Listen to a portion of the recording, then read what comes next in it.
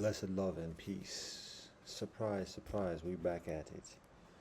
Uh, with newly configured storage of 24 gigs, 24. Yo, just from the past few days, it's above 30 gigs of recorded material. That's a lot, yeah. That's a lot. It's a lot. So, getting into what we got at this giddy, uh, the game. Plain and simple. Um, Again, the United States. This is not hate. This is not shade. This is facts. The entirety of the United States. It's a pirate ship. It's a criminal entity. The United States of America is a criminal entity. Looking at the purpose of it, you can listen to the pimp talk about liberty and personal freedom, and additionally, and yes, during a certain period, there's affliction and feudalism and otherwise, and so there is certain legitimacy. That the pimp does not lie. Too tough. The pimp manipulates. So that's pimp talk. Now, the actuality, though, is that the United States, before it's the United States, is a colony, and the purpose of the colony is extraction. Extraction of the resources from this land for better competition and civilization in the Eastern Hemisphere, but also extraction of the undesirables within Europe into some nondescript location. So, anyways, the whole presence of foreigners being foreign in native land, wherever it is on this earth, is a criminality. And then when we look at the behavior of the United States, from the giddy up, it's just raping and pillaging the earth. It might be faster sometimes, it might be slower sometimes. It's raping and pillaging the earth, and that's criminal. Now, and it's not exclusive to the United States. The entire world is doing it. All the imperialisms of Africa, Asia, Middle East, and Europe, in varying degrees and in severities during civilization, thousands of years, is doing that, and it's criminal. The distinctive characteristic about the United States is that that's pretty much all the United States is. Pimp game, and it does some things to prepare world civilization for a next stage of pluralism, and additionally, yes, there's a redemptive quality to it. But the point is that when an indigenous imperialistic construct emerges and eventually gets into that denouement, the down curve of its trajectory, and it gets conquered by some outsider, what happens historically is that all those holdings in the vast lands or whatever, somebody else got them now, and then the core, not necessarily the core leadership, but the core, the essence of the peoples, kind of recedes into its nature and be like, oh, we gotta think about this, and it might be a few centuries. We gotta think about this, and it's quiet, dark ages or whatever else, but it recedes into its nature and to remember itself, the kinfolk, the customs, and additionally, one way or the other, and learn from what was gone before that. That's the nature of the rise and falls of civilization. There's the receding into the nature of who the people are, the homeland of who the people are. The United States does not have that. 99% of the people on this continent are from someplace else. So, all right.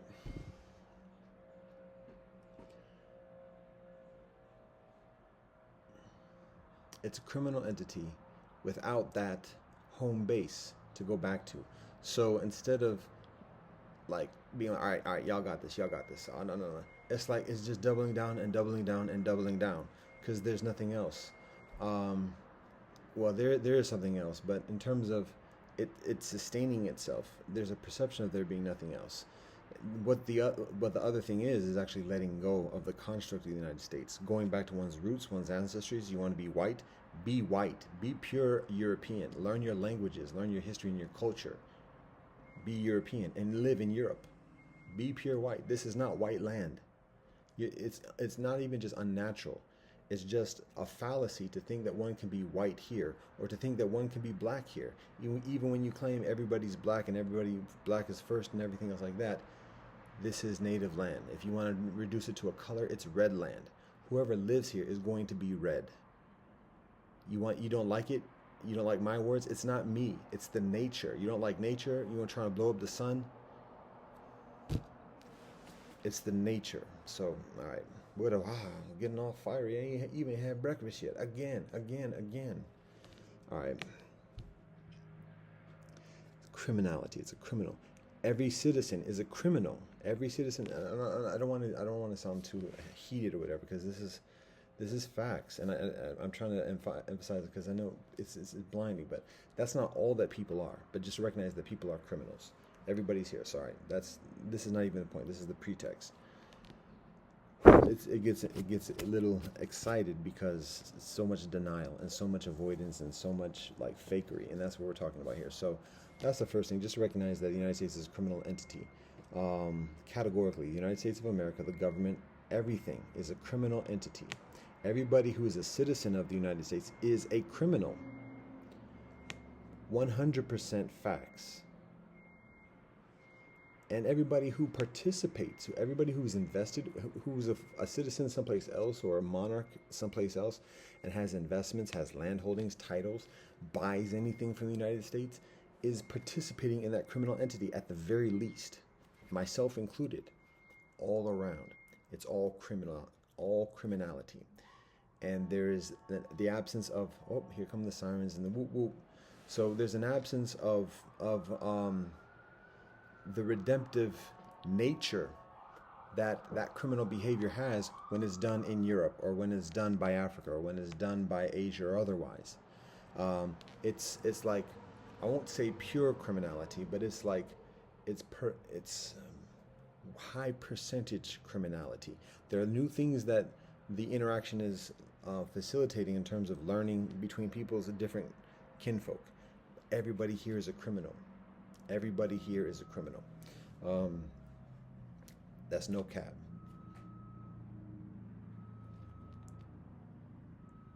So when we hear the sirens and then the heavy engines get low, we have to be further attentive. So, all right. Usually in the pink slip scenario, the sirens don't go off. The sirens don't give warning. It's a quiet creep up, and then a knock on the door. And that's relevant. Getting to that's ahead of the schedule in this joint. So, all right, that's criminal. Everyone's criminal.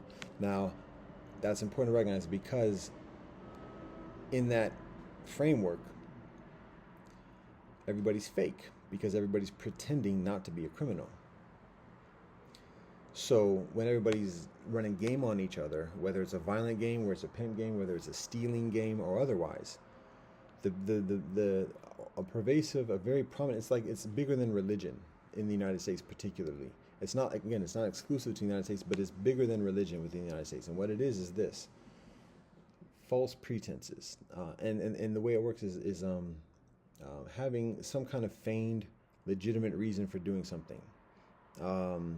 But the actuality for whatever the activity is dirt, it's grime. But to have on the face, oh, we're here, here's our permit. We have this permit to do this. Oh, we're just doing an inspection. Oh, we're just doing this and that. And again, it's not just government, it's business, it's people, civilians or whatever. I'm just walking to the store or whatever. I mean, I don't want to like give this communication of paranoia, like everything that people do is a false pretense, but people maintain a false pretense of legitimacy. How about that? There are dual reasons why people do things. Particularly when committing crime, by and large, gangsters are further honest. Usually, gangsters just like outright, just here it is, what's up. But by and large, the norm of society, and again, it's bigger than religion, is to have a veneer of legitimacy, that sanction. We have our certificate, we have our credentials, and everything else like to be here. But in actuality, the intentionality is scoping, the hyena sniffing, and trying to grab or kill or otherwise. And so that's high class, that's low class, that's across the board. That's religions across the board too. It's this situation with Inglourious Basterds of just everybody having that, being in the bar, drinking, having a nice time and everything, and pretending to be funny with each other, but they got guns pointing at each other the whole time. So that's American culture. All the kumbaya multiculturalism, we are deep in it. I'm mixed. I know it for half a century, and I know it enough at this point to know that's what it is. Cats is not like that across the board. Many cats strive to be. Many cats want to be, particularly at younger ages. But when people age and gotta like do dirt to be in their clique, it ain't what it looks like on the surface. So by and large, so as a norm, as a pervasive norm. So that's just the actuality. There's a false front. People have this pretense of doing something, but in actuality, the motives. And that's why when people genuinely want to atone, when people do want to reconcile, and take that stuff, like, you know, it's difficult to trust people because it looks the same as people being fake and got the dagger behind their back. So that's part of the people are starting to decode some of the runes it's observed. So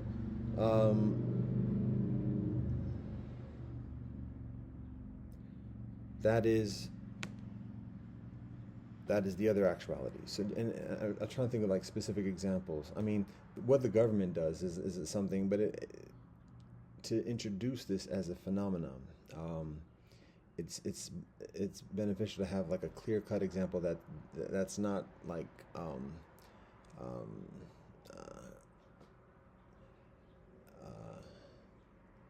and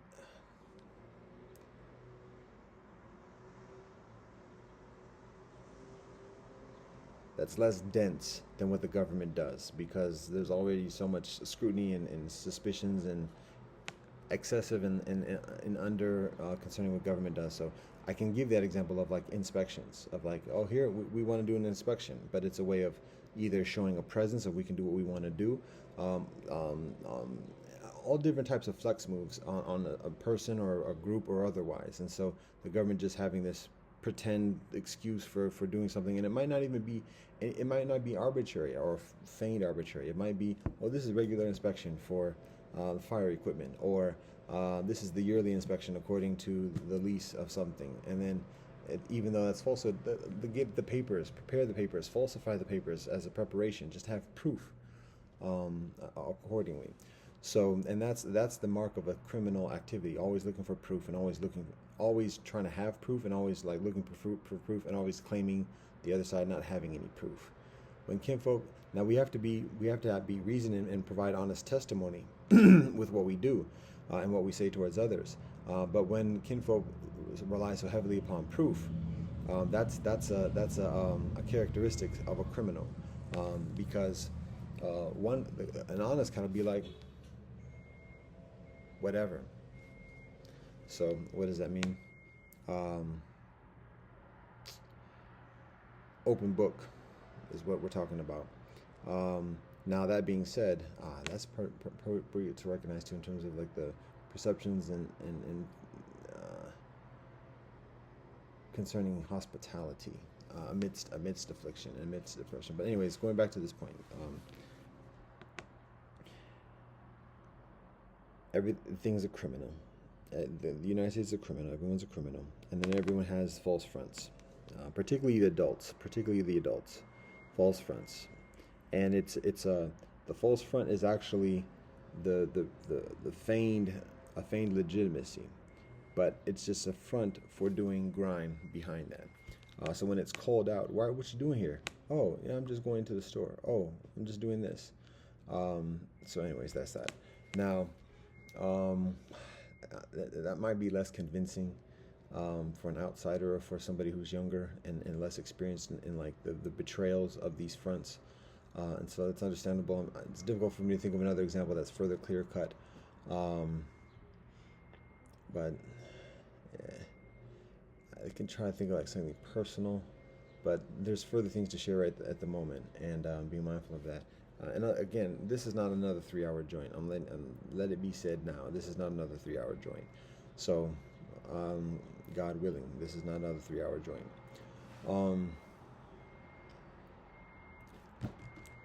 Okay. Well, actually, I'm actually getting to further point, but to show like actually what's going on exactly at this minute. All right, that's what I'll do. That's what I'm supposed to do. So, an example of what I'm talking about. Again, it's from the government thing just to the lowest class, whatever. And as I mentioned before, this is the slums of suburbia. I don't mean that to be disrespectful or derogatory, but that's just the actuality. There's kinfolk who are of lower class in terms of the demographic, and that's not a judgment. That's just an actuality.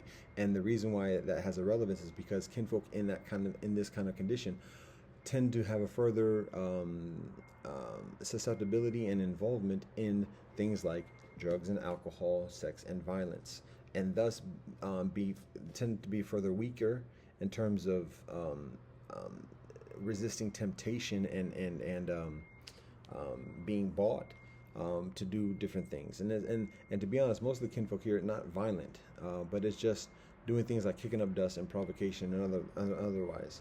And so that's the relevance of what I'm saying, because it doesn't take much for kinfolk to do that, and kinfolk can be rather effective in being ignorant and just throwing mud and throwing things in mud, kicking up dust, and as a way of provoking somebody else to throw dust, or at least get nearby and get some mud on them. And if they get frustrated and try to throw some mud back, that's when the reinforcements are called in, and that's the purpose of that's one of the strategies. So that's what we're talking to. That's what we're talking about, and it's across the board religions, it's across the board ethnicity. There's different ways of doing it according to different ethnicities. Here, there's a mix of African and European. And to be honest, most of the Europeans here are not that.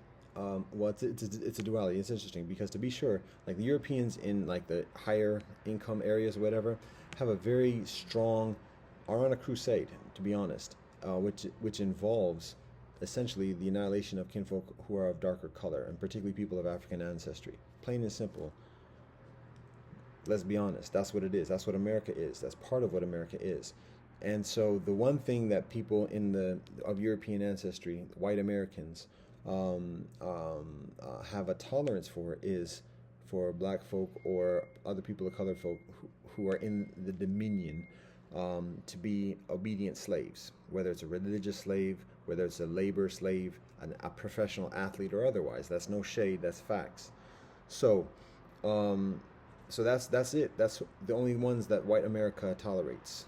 Those who are willing to be slaves and play the game, even a professional slave, a doctor or a lawyer or otherwise, but they have to play the game. They have to be willing to take that lower status. They can get a comfortable house. They can even have a wife and children, as long as they know their place and don't try to get above that, and make sure they keep everybody else that way too, and get ready to be employed for that purpose. So that's for the professionals, and that's also for the thuggish, ruggish street kinfolk.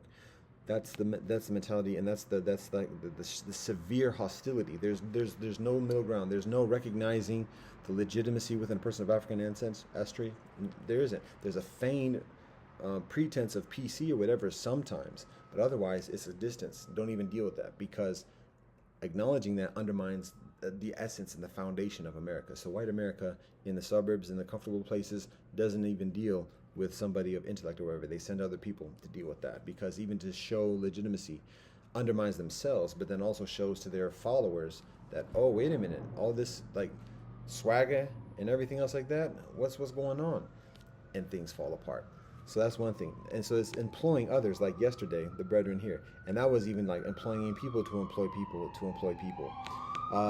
Employing LGBTQ, employing other ethnicities, and otherwise. Sirens in all directions. That one's going away from the hospital. What's happening? So, all right. Distraction.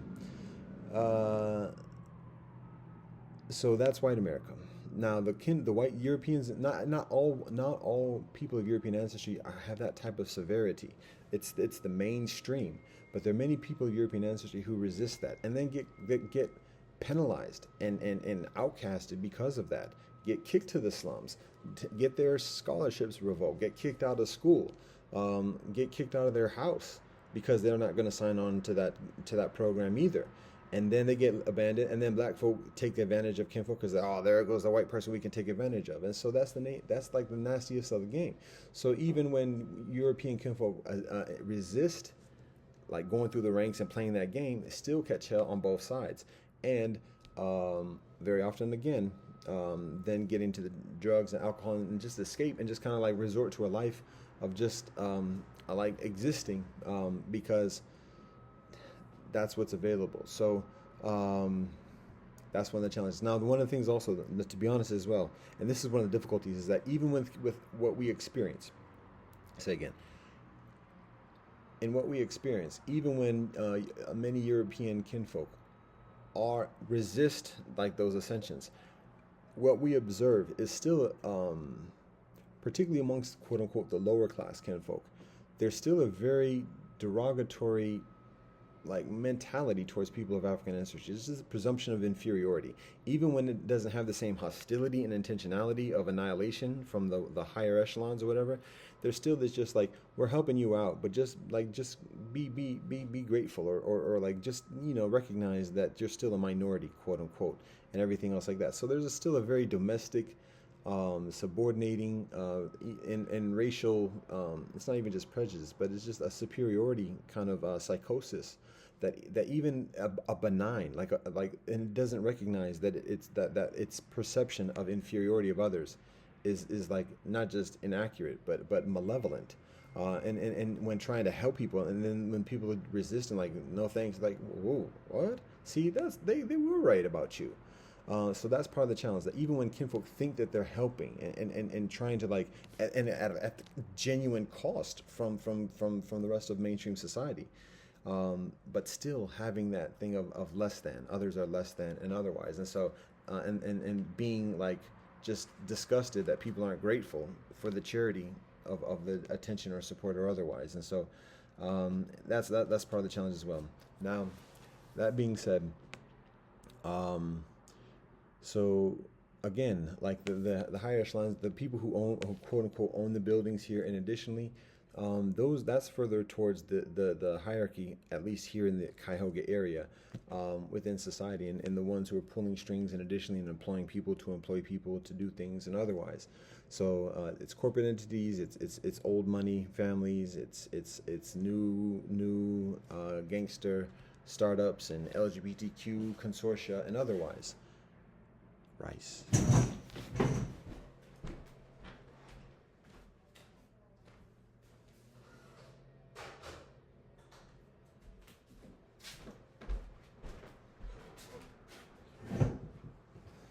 Still ain't done the push-ups, but I have done the yoga today. Haha, getting back in it. All right.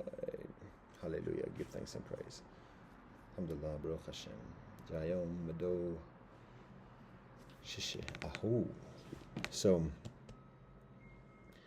so that's part of the mechanics. So everything's criminal. There's a two-facedness when doing grime. There's usually always a feigned legit reason for people doing what people are doing, but the actuality is scouting, is prepping for grime.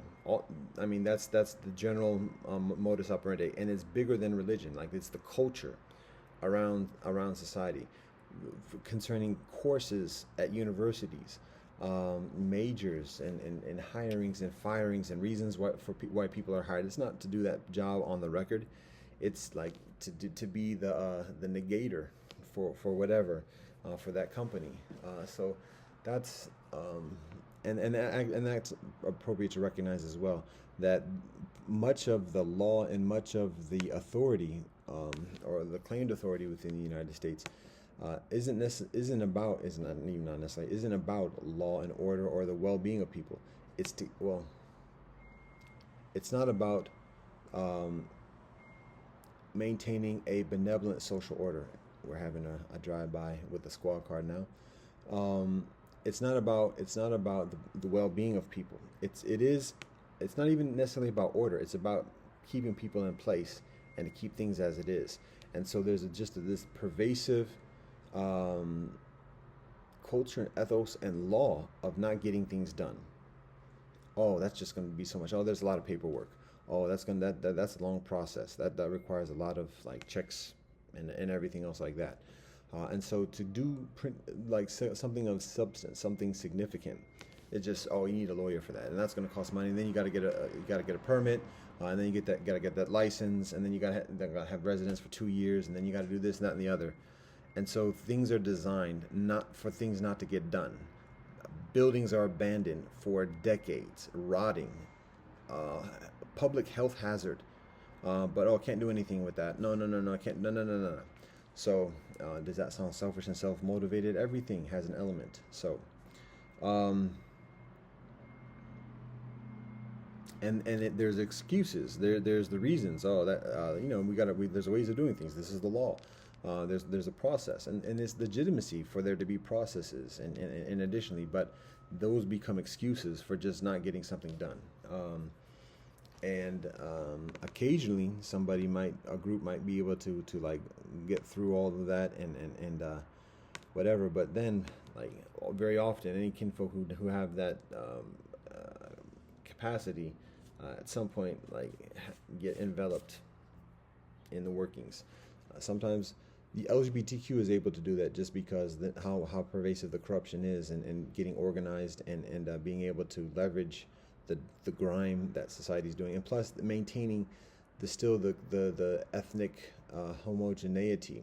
So European LGBTQ basically flexing the pervasive corruption of society amongst the hierarchy of the Eurocentric hierarchy within the United States, and basically offering itself as a better alternative for being the model minority rather than Africans, and even perhaps rather than Asians. So it's still a white bread kind of, and I sound like very derogatory saying that term, but still a white bread type of hierarchy, but it's just sexual deviance and corruption, and evidently that is further favorable to the white American hierarchy than a genuine multiculturalism otherwise. Again, that's part of the crusade. So, strong words, honest reasoning.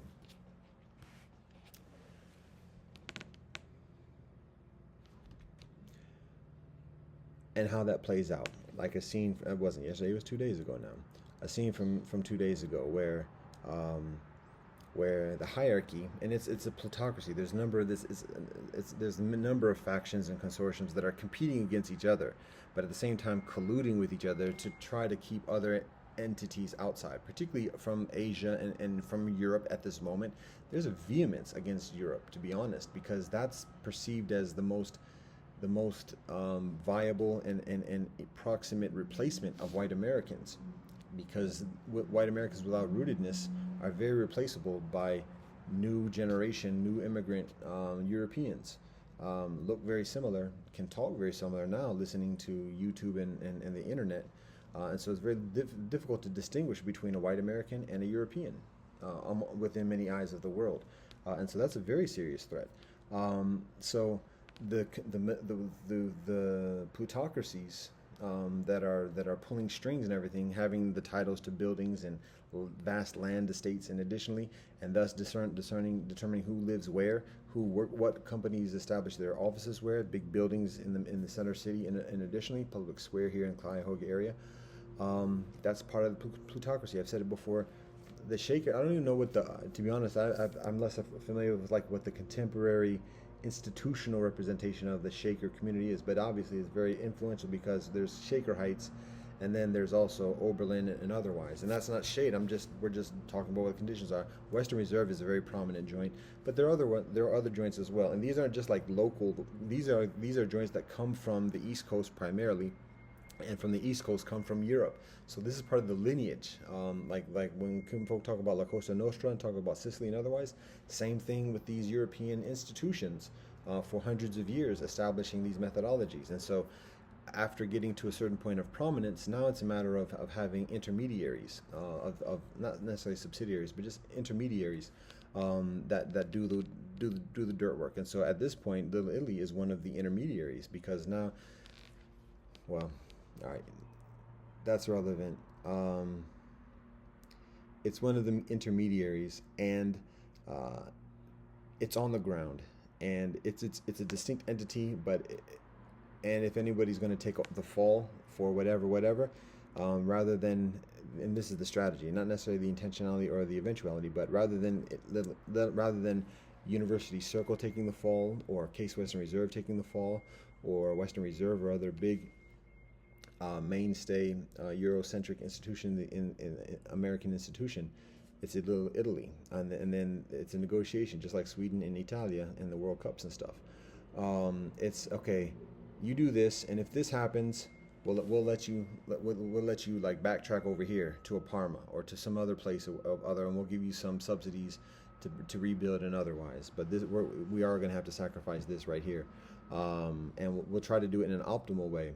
But if not, here's the alternative solution. So that's part of the collusion in the game, additionally. And so then from that, then Little Italy has its workforce. They got their restaurants. They got people who work in the restaurants. So that's like the top of work. And then they got people who want to work there, who are like further on their own fiend kind of situation of alcohol or drugs or whatever else, and maybe want to be clean, want to be sober, and want to have a job, and willing to bust tables and whatever else, and are right at that brink, but they gotta like go through the hoops and ladders to get that job at the restaurant or whatever. But to do that, they got to make sure, they got to prove that they're down for the cause. So how do they prove they're down for the cause? Well, there's this dude who's causing trouble, and we don't want you to start nothing. We don't want you to like do nothing, but you know, let him know, because you know he's one of your kind. They're one of your kind.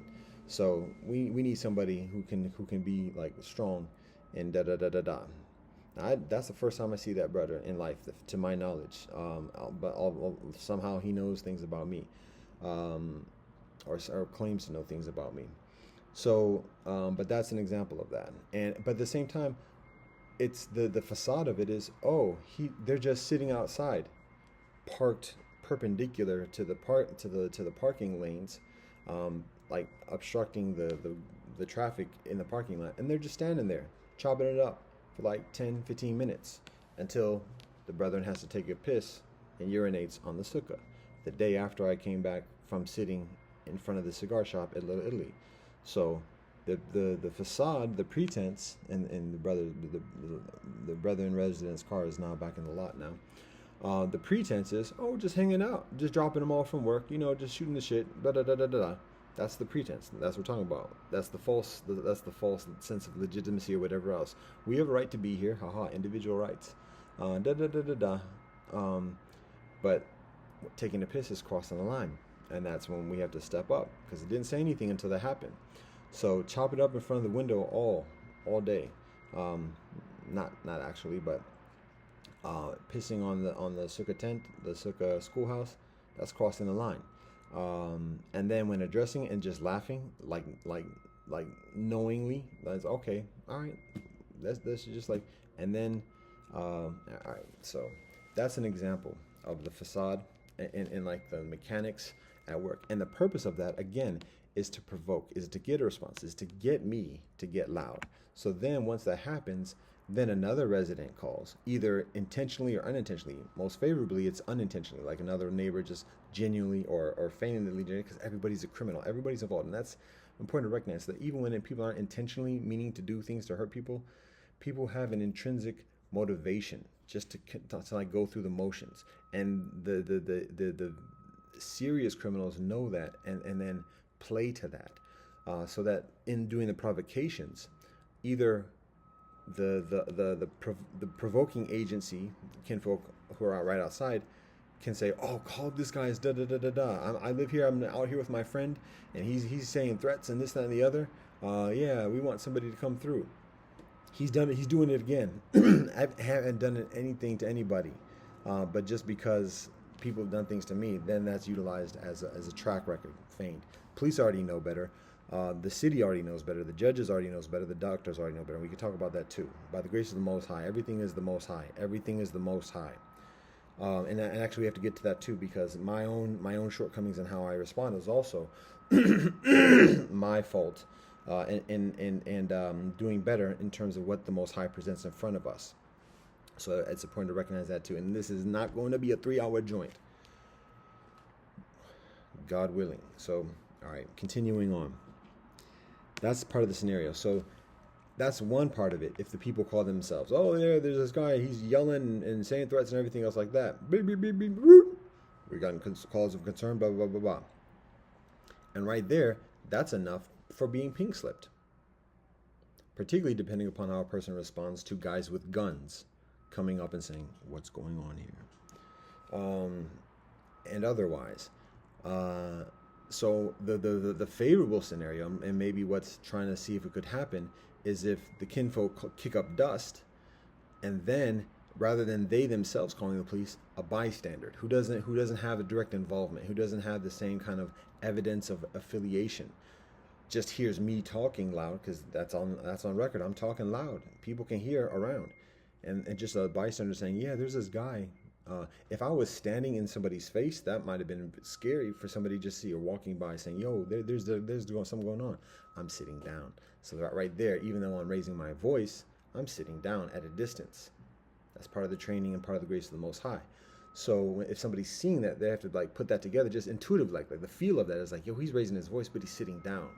Why is he sitting down outside in front of the door? What's going on? What are they doing right there? Why are they standing there? Why is the car parked crosswise in front of like the what's going on? And it's going back and forth. So okay, but the guy's sitting down here, and they're doing, what's going on with that? So it's less prone for an unknowing bystander to just call in the police and say, "Oh yeah, la la la."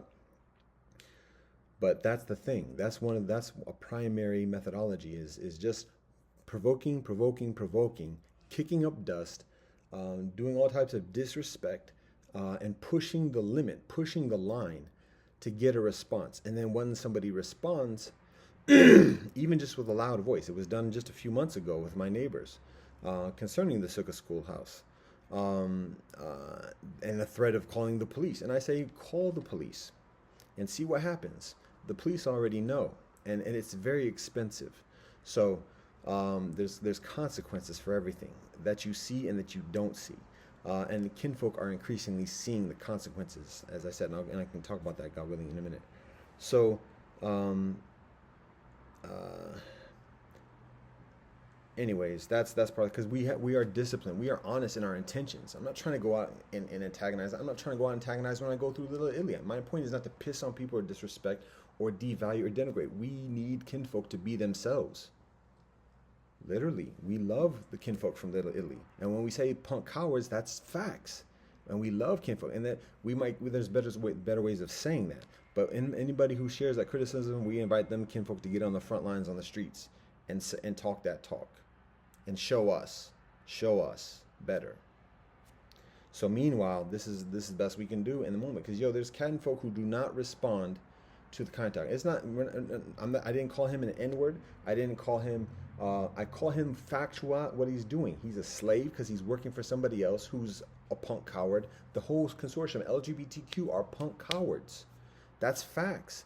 There's fear, there's anger, and there's so much passive aggressiveness. That's punk coward behavior across the board. There are kinfolk who are kingpins, who are punk cowards, who are very manipulative, very genius in addition. All right, let's get off this. All right.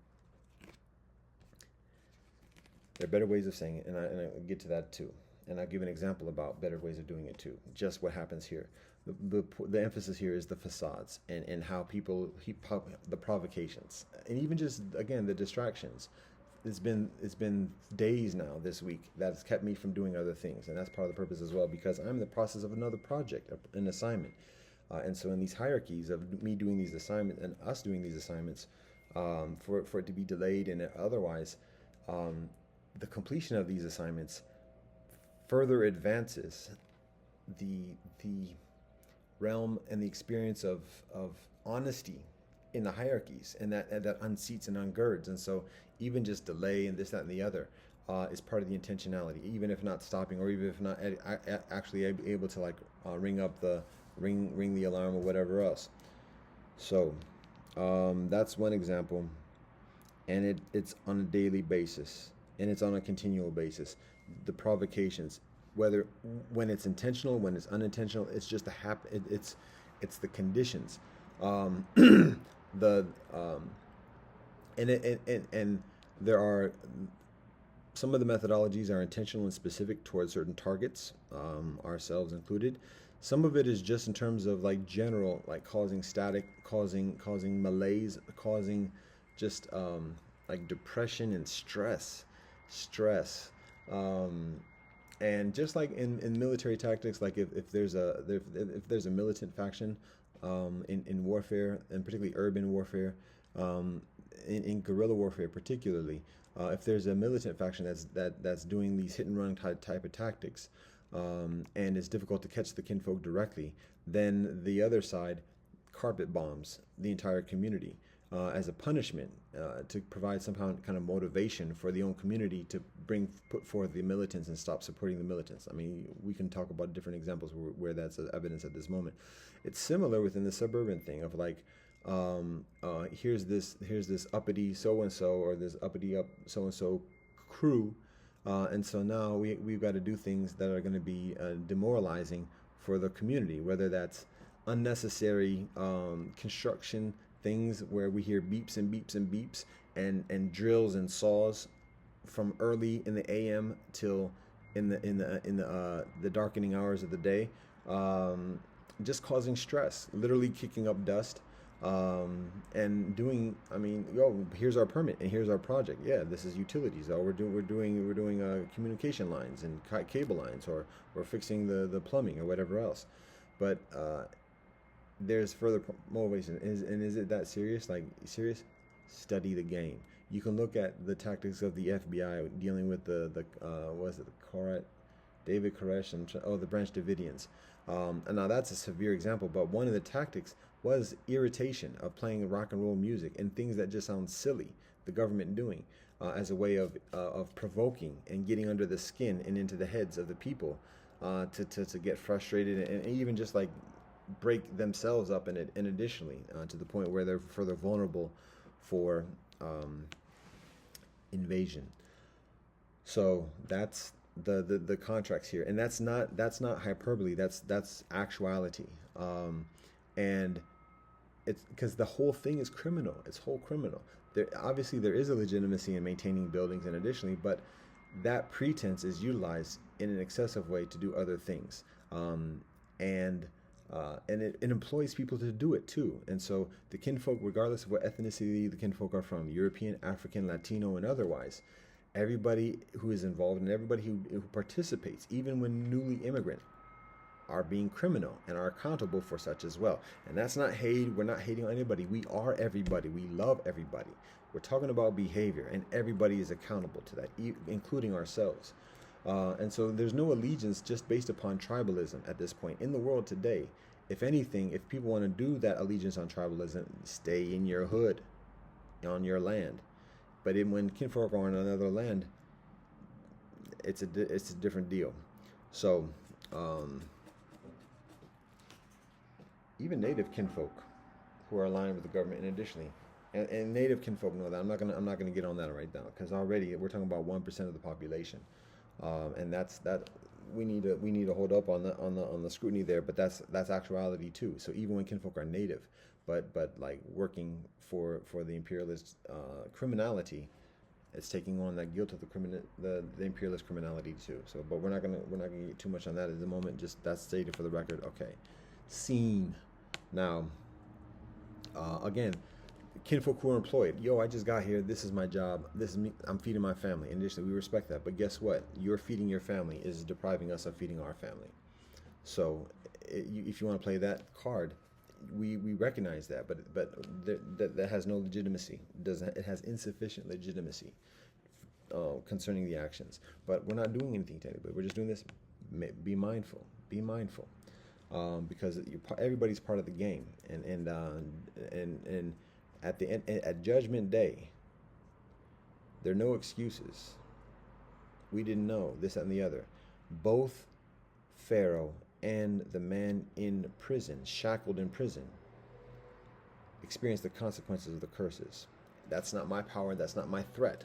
I'm communicating facts, and the nature of the game. So. all the chainsaws, all the drills, and everything else that heightens tension when I'm praying and I'm meditating and endeavoring to concentrate and talking with God, and additionally and communing with God. And we get bzzz right when I begin Fajr today. All of a sudden, bzzz. Well, no, what are you talking about? Now that's a little bit too much. I mean, that's just coincidence. Not when it happens day in and day out, and that's what we get. Visit kinfolk across the hall, across the courtyard, regular basis. Start getting loud, yelling at each other, cussing at each other, threatening each other. Static, tension, stress, provocation. I've gone through the years. There are a number of occasions when I go over there and I break up fights, dogs attacking brethren. Kinfolk know. And all things to praise the Most High. I'm a piece of shit. People don't owe me for anything, but I'm just saying that's the type of environment. And it's not necessarily directed specifically towards me, but it's just the nature of things. And in responding to that and being enveloped in it, kinfolk are susceptible to repercussions accordingly. And that's part of the intentionality. That's part of the conditions. So, and that's part of how people are utilized, because some people are often, either people are aware and intentional of what they're doing when being used as pawns to to kick up dust and to provoke others.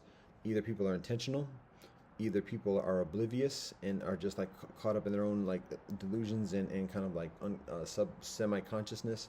There was another one. That's a general binary, but there are additional things. And there's a combination. It can be a combination of things. But either way, there is still that dissonance, and there's still the necessity of discipline in dealing with the dissonance. And there's the involvement of the aggregate and the culpability of the aggregate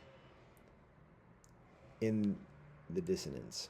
So that's one of the reasons why we communicate this, particularly for youngsters, children, youth, who are less knowledgeable of the game, but at the same time feeding from it, and being gradually or immediately corrupted to be further involved in it and directly contributing within it. So we're communicating this for people's information, so people can be further informed and making decisions. Because it does have actual effects. When I hear kinfolks raising their voice, that's stress. That I feel that in my heart every time at this very moment when kinfolk raise their voice. It's in my heart. I feel the stress, and that affects my thinking. I have to turn my music up, or I have to start doing my mantra louder, even when I'm just working here on the computer. It's daily. It's every day. No Shabbat, no rest, every day. And then when it's not that, then the drills come out, or there's sirens. Or there's always something, or then we get the visitations, and we can, and it's a multitude. It's police doing circles, 2 police officers simultaneously checking permits in the lot, and on multiple occasions a day. And like I said, sometimes that might be for the benefit of calming down the hostilities, and sometimes it's a matter of yo, we do this, you doing too much type of situation. It's all quiet, it's all tacit, so it's difficult to read one way or the other. But either way, it's people with guns coming in, and that's stress. Then there's the workers who knock on the door, and additionally, and talk about, and that's one of the reasons why we have the signs here, because they got keys and can help themselves in. And there are occasions in the past where I'm in the middle of doing prayer meditation. A few years ago, in the middle of Sukkot, on the rest day, when the agency that claims ownership of this building is supposed to be resting and not doing any work, coming in with workbooks, boots, whilst I'm sitting on this carpet in the middle of doing services for Sukkot. Now at that point, this has been in the midst of something, so I'm focusing on what I'm doing, and some of the guidance from our bosses is piety. Don't be confrontational, even after the violations that have been. And additionally, we're working for another solution, and so a lot of that guidance also has this message of pacificity, of just acceptance and absorption, which is intolerant and duplicitous. So in that moment when kinfolk walk, literally, kinfolk knock, maybe no, either way, help themselves to the door, and I keep the door. Usually, I keep the door unlocked. But even it's inconsequential. They have keys, and it's not the first time it's been done. Walk into the door with work boots on, which we've already addressed numerous times. Walk across the carpet into some other place while I'm doing it. Now I'm praying and meditating, so I'm in the middle of doing this. And I could either get out of prayer and address that at that time, or continue the prayer. And I do that because that's the priority at that moment. And that might sound cowardly or punk at that moment. That's my directive at that moment. Today it's different. Today we are directed otherwise in terms of defense and otherwise. That's one of the reasons why there is a sign at the door, just to be very candid and upfront to let you know beforehand. But that's what we're dealing with, because there are a number of people who have keys to the building and keys to this unit, and who enter into it through the years, even within hostile conditions. I've said before, the police being here, and because of the situation with the peace sign.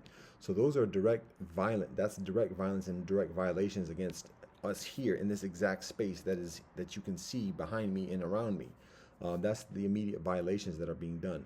And then amidst that, on a regular basis, there are threats of that, and there's flexing of that. And again, every time a service worker, a handy person, comes into the building or around the building, that's again, it's the slave master coming in with that whip, not flexing it at the moment, but just showing you, you remember this, and that's part of the nature of subjugation, and that might sound very hysterical or paranoid or very sensitive. Anybody who says that has a somewhat of a failed recollection of what enslavement is, and what torture is, and the effect of torture, conditioned behavior, and otherwise. And again, yes, there's a certain facade of legitimacy. Oh, we're just checking this, and oh, we're going to visit this unit. But at the same time, when it becomes it's a regular thing, and so okay. But then when it becomes very pronounced during certain occasions, particularly when we're communicating something, dealing with the issue of like pedophilia in the Cleveland Heights, and the luxury apartments that are being constructed right across from the high school, where 13 and 14-year-olds go to school, and there's a rainbow cloud across the street that connects the blocks together, and we talk about that, and then the next day, now we have these knocks on the doors of service. People want to check the apartment, plumbing, people outside, and everything else like that. That's not coincidence. That's not happenstance. That is a methodology of subordination, and it's beyond provocation. It's beyond it's testing the waters, and it's seeing like, okay, is he still being, are they still being compliant and cooperative? Or is this going to be a problem? And if it's perceived as a problem, okay, what's the next steps? And from that, we got threats of eviction just in the past few months, after being forcefully deported here from Denmark.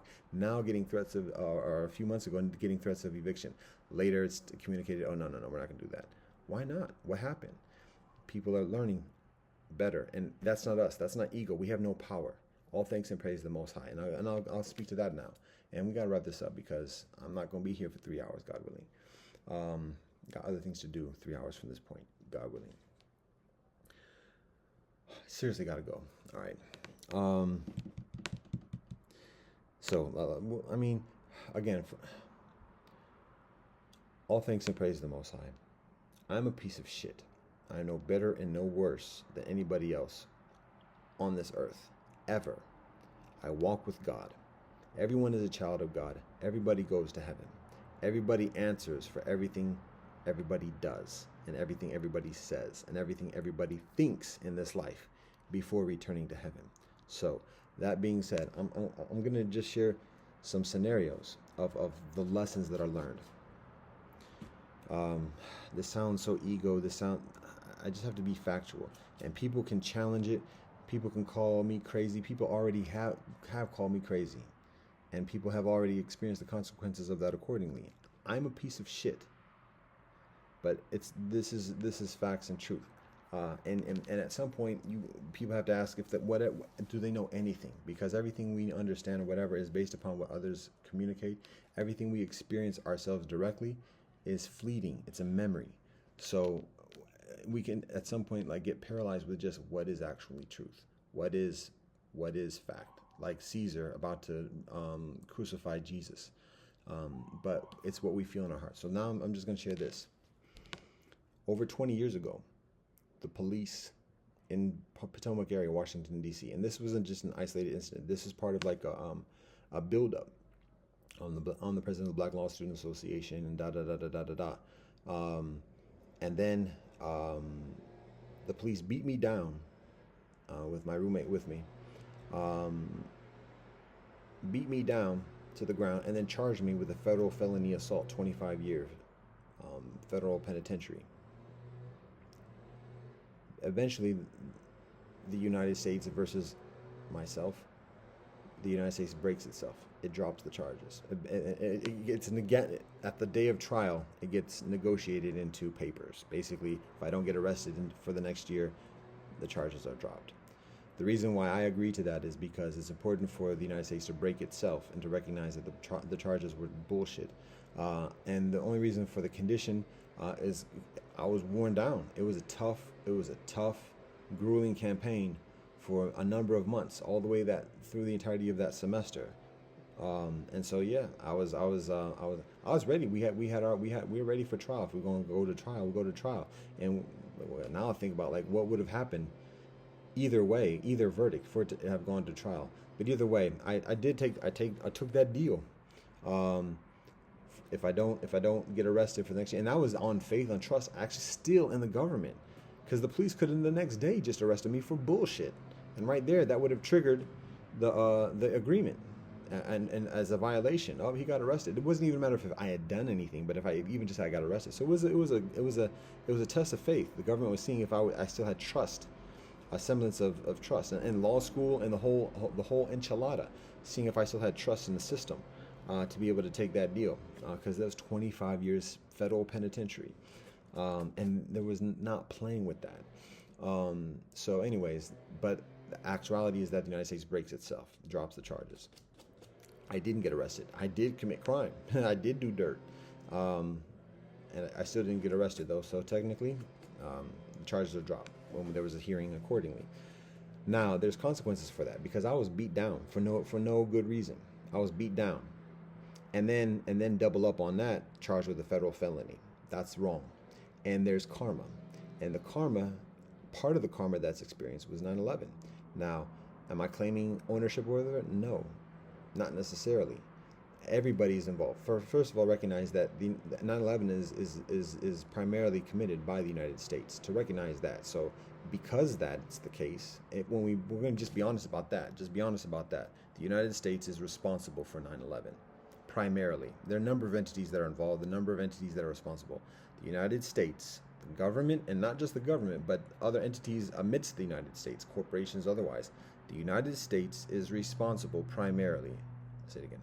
The United States is primarily responsible for the 11th of September, for the attacks on the World Trade Center, on the Pentagon, and the plane that crashes right here on the border of Ohio and Pennsylvania. Ha ha. I'm not laughing at a joke. I'm just showing like, aha. So just to recognize that honesty. We can say it truth, we can say it fact, but we'll say it's honesty at this point. Just to be honest about that, to recognize that. What's the proof and everything else? Again, that's when we get into the criminality. And yes, in the heavenly court, we have to have evidence and testimony. And when then we get into the preponderance and everything else like that, and we have to go with our heart as well. And when you listen to the testimony of the kinfolk who talk about what precedes at 9/11, when you listen to loose change from 20 years ago and otherwise, in your heart, you know. So that being said, and for those who don't want to buy that, that's fine. You can pause or whatever else whilst I say the rest of this. But for those who do recognize that, who are going to be honest about this, when that fact, it means that it's not just the government that's involved and responsible and guilty. It's every citizen of the United States that's involved and responsible and guilty. And that's 100% facts. So, and that's part of the difficulty of recognizing that. Because even when people don't want to do that, when people attach themselves to a criminal entity and agree to be part of it, even if they're not doing all the dirt and grime that the criminal entity is doing, they're still responsible. And particularly when they get benefits, whether that's safety and protection from other criminal entities, whether that's food and clothing and shelter and otherwise, further guilty.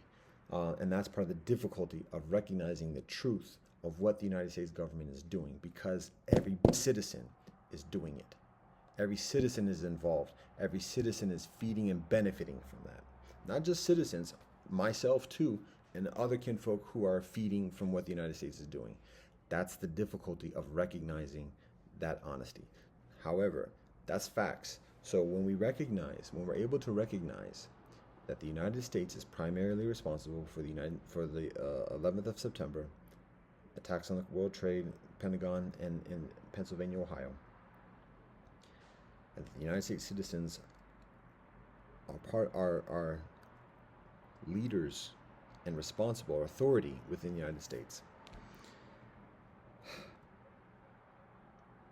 What I learn in my spiritual path is cause and effect. And well, even before that, I've said this before, and the point is not to get into a lot of detail right now, because seriously, I got things to do. During that whole time, I'm deep in the game in terms of what's going on in the Potomac area. And additionally, I have dreams, and I hear, before and after the attacks, I hear about things from different kinfolk who are in the know, in different scenes, in different communities, ethnicities, and otherwise. But like, it's difficult to figure it out at that point. But then after a few years later, and particularly having some spiritual knowledge, and studying and putting things in perspective, it becomes further obvious that I'm actually involved, even though I'm comparatively oblivious. And that the things that we do, particularly for those who are comparatively innocent and non-knowing, very powerful and influential. So that if there's this is a metaphor, this is like an example, like a hypothetical. And there's no hypothetical, but this is an example. If like there's a gangster crew or whatever, and then there's like the gangster crew has like youngsters who are not in the gang or whatever, they're like the innocents, the civilians, and everybody knows that. And if somebody does something to a civilian that's affiliated or otherwise, that provides a lot of reason and a lot of excuse for retaliation. And there are a lot of different ways that goes down, and there's even ways that a lot of different strategies and tactics where the gangster entity puts civilians, and like again with the bombings, and additionally, it goes both ways, but the gangster element puts civilians knowingly or unknowingly in that position of being harmed, so that when an adversary does cause harm, then whada, bang, look what you did and they're not even involved. What you talking about? So, there's a lot of different ways that goes down. So what I'm saying is that what I become increasingly aware of is what happens to me from the police, and having legit. I didn't sue. I could have. I'm a lawyer. I'm not a lawyer, but at least of U.S. law, I'm a law student. I know lawyers. I'm in the Black Law Student Association. It could have easily gone to court, settlement, $500,000 or whatever else. Quiet. Pay off school debt, start a business, and get life started. That is very accessible. Didn't do that for a number of reasons, and one of the reasons is just it was a heavy weight. I mean, and that was part of the intentionality of the heavy persecution, is just to discourage any type of civilian or civil action as a clapback. But again, justice manifests itself. Society is not just. Civilization is not just, and not to look for that any place in anything man-made. Justice exists in the heavens, and it's manifested eventually on earth. And it's just a matter of trusting in that. Sometimes we see that very clearly. Sometimes it's further subtle. I'm watching a sparrow look for rice right now, and I'm like, yo, you're right. I have not to put out rice. You're right. I'm going to do that right now. Justice.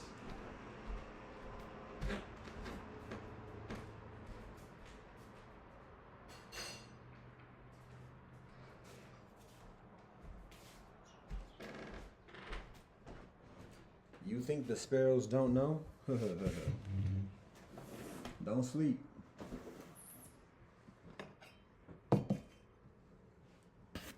The sparrows are geniuses too, most definitely.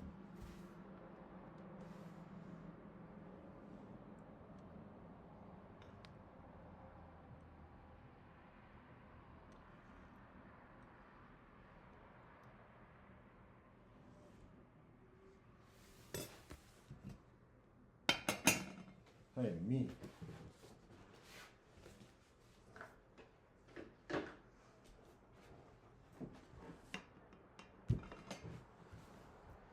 So that's something I've become aware of. And also, one other thing. Oh, it's hot. Let's be careful, y'all. Let's be careful. I'm not trying to hurt you, but that rice is hot. So, oh, the beans. What am I putting?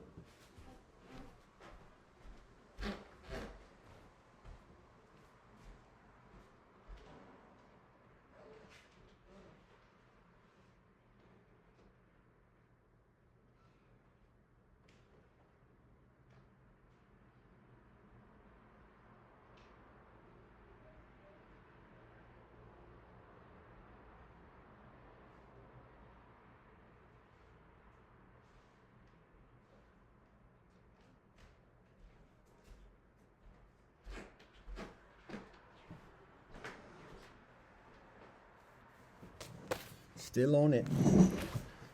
Still up on it. Still up on it. All right. Do I seem lighthearted about talking about the deaths of people? And additionally, this is a daily thing. I'm not trying to sound insensitive. And people might talk about, oh, he's crying one day now, and then the next minute he's yelling at people and threatening bosses, and perhaps people are accustomed to like robots who are trained just to do one service in society. Oh, those are the head knockers, so that's the head knocker, and that's the genteel whatever, and so everybody just. And when there's somebody who displays a number of different tendencies, even in proximity with each other, what's that? Anyways, and that's not to make light of things, but like, we do see that. I mean, in post-industrial society where vocations and occupations and communities are very specialized, it may be difficult. It may be different to see that. So, all right, continue on with this joint because we it's beneficial. Let's put a time on this. We've tried to do that before. That's what we're going to focus on. I am again mindful of how much of my distractions and additionally, even in just all right. All right, so the clap back, and beyond my personal volition or whatever, and that's what actually was observed after I graduated from law school. How is that? And there's all different types of stuff to talk about in terms of that respect, and maybe there's somebody who can like interview me during the course of like days, like to deep dive into like different episodes, not just episodes, but like eras in my life to like understand and like unpack like the different components of it, from Montessori education and quasi concerning grooming for pedophilia culture within the independence of children talking to adults like adults, and additionally to high school and public school multiculturalism and the hip hop, to the HBCU experience, to business school abroad. And I mean, I compartmentalize much of my life in institutional affiliations, at least the first quarter of a century, because that's basically the context of my experience. Since then, this past quarter of a century, it's a little bit distinct, or differently delineated. I don't want to say that. It's differently categorized. So the institutional affiliation isn't the primary factor. I guess typically somebody my age starts talking about their children and then their children's institutional affiliation. Oh, that's when so and so is at elementary school. I know it's hot. The woodpecker's here. Ooh, woodpecker is strong. They just gobble that. Yo, that rice is hot. And the woodpecker, do you see that? Do birds feel temperature? Cold-blooded. Got a big old grip. Big old grip of rice in his beak and flies off. All right. And that's what nature does, yo. Nature is the light heart. Like, when you observe nature, observe when a lion comes in and snatches a zebra and what the other zebras do. Like, the zebras, don't fight back. That's what zebras do. Some animals fight back.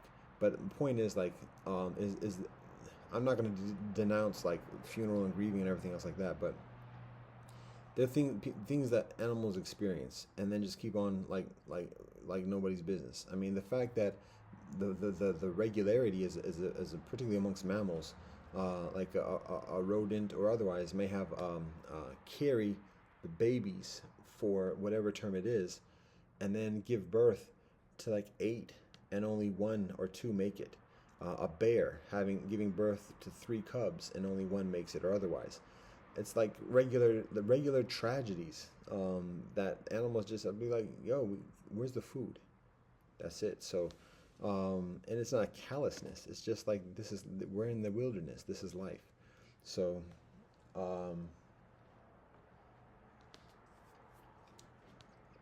right. Clapback. That's all I'm talking about. And again, I'm a piece of shit. I'm no super thing. But I'm just aware of the things because again, when we delve into that experience of where the United States is primarily responsible for the 11th of September. When we delve into the nature of that, like who did it, who called it, how was it organized, what agencies were involved, what else was involved, what kind of planning, and this and the other, then we start to see further our involvement in it.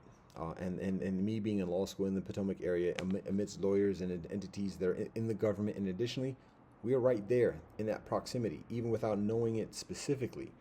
And then when recognizing that citizens are involved in responsible, and additionally, anyway, so that's just part of the awareness, and then just understanding how game works, and how campaigns are done, and how like conspiracies are manifested, because as crazy as conspiracies can sound, there actually are conspiracies. So that's facts. Then when we see things, I'm not going to talk about the assassination or the so-called assassination attempt, and that's with due respect, peace and blessings to Donald Trump and all kinfolk, the kinfolk who got killed in that situation. Presumably, we understand there was somebody who was associated or somebody who was described as responsible, whatever, and as we understand, the person was killed. So now there's no testimony, there's no witness or otherwise. There's only speculation. But anyways, peace and blessings to all the kinfolk. But at the same time, not buying it, to be honest. Even somebody being killed because of it. Harvey Oswald, 70 years ago at this point, 60 years ago. Yeah, so that's not to take, that's nasty. A person gets killed for the sake of just a pretense. Is that what we're saying? That's what we're seeing. So, all right, getting ahead. So, clapback for being locked up. But police learn about the limitations. The government learns about limitations.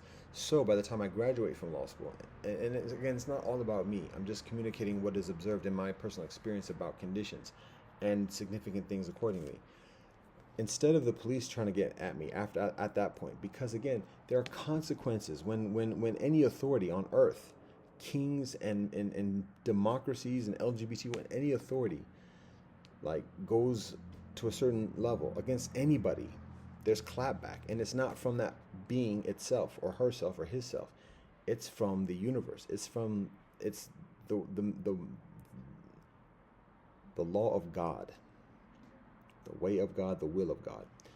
There's clapback, and again, sometimes it's obvious, sometimes it's pre-articulated, sometimes it's subtle, sometimes it's revealed later on. But in my experience, in my spiritual path, and my spiritual awakening, I recognize the 9/11 as clapback. And it's not just clapback for what happens to me. There's a brother who got killed the same night I got beat down. So again, I'm a piece of shit. I'm still walking on this earth, and I walk with God, and I give all thanks and praise to the Most High. That same night, there was a brother, Prince Jones, from Howard University, who was killed by the police for no reason. No reason. Mistaken identity. Led up by undercover police agent in front of his family's house. So there's clapback, and how much has the United States done for there to be clapback, and why? When, to be honest, when the 11th of September happens, I hate.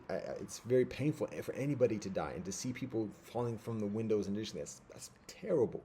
It's painful, but at the same time, there's a relief, because we are part of a community. Everybody in the world has felt the exploitation and the whip of the United States.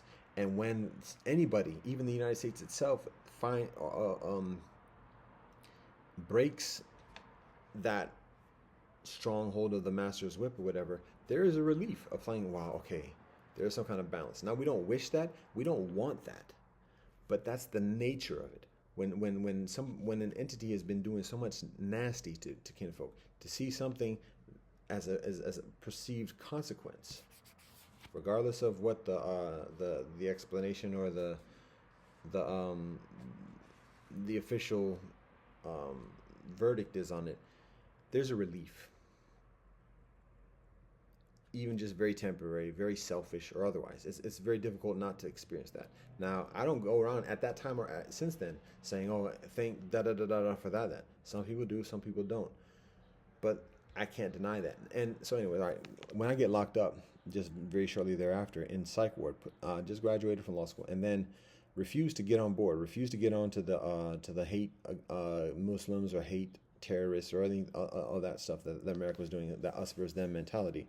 And instead being further vocal because of it being so imposed, and it being so hysterical and irrational, and unfounded. So I respond, again, somewhat younger, and I had just spent 25 years of my life learning the game, playing the game, playing the nice card or whatever. So all right, this was frustrating.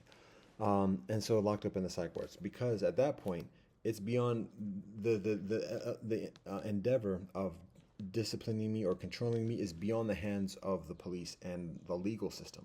It doesn't have the capacity to do so in an effective way and still maintain itself.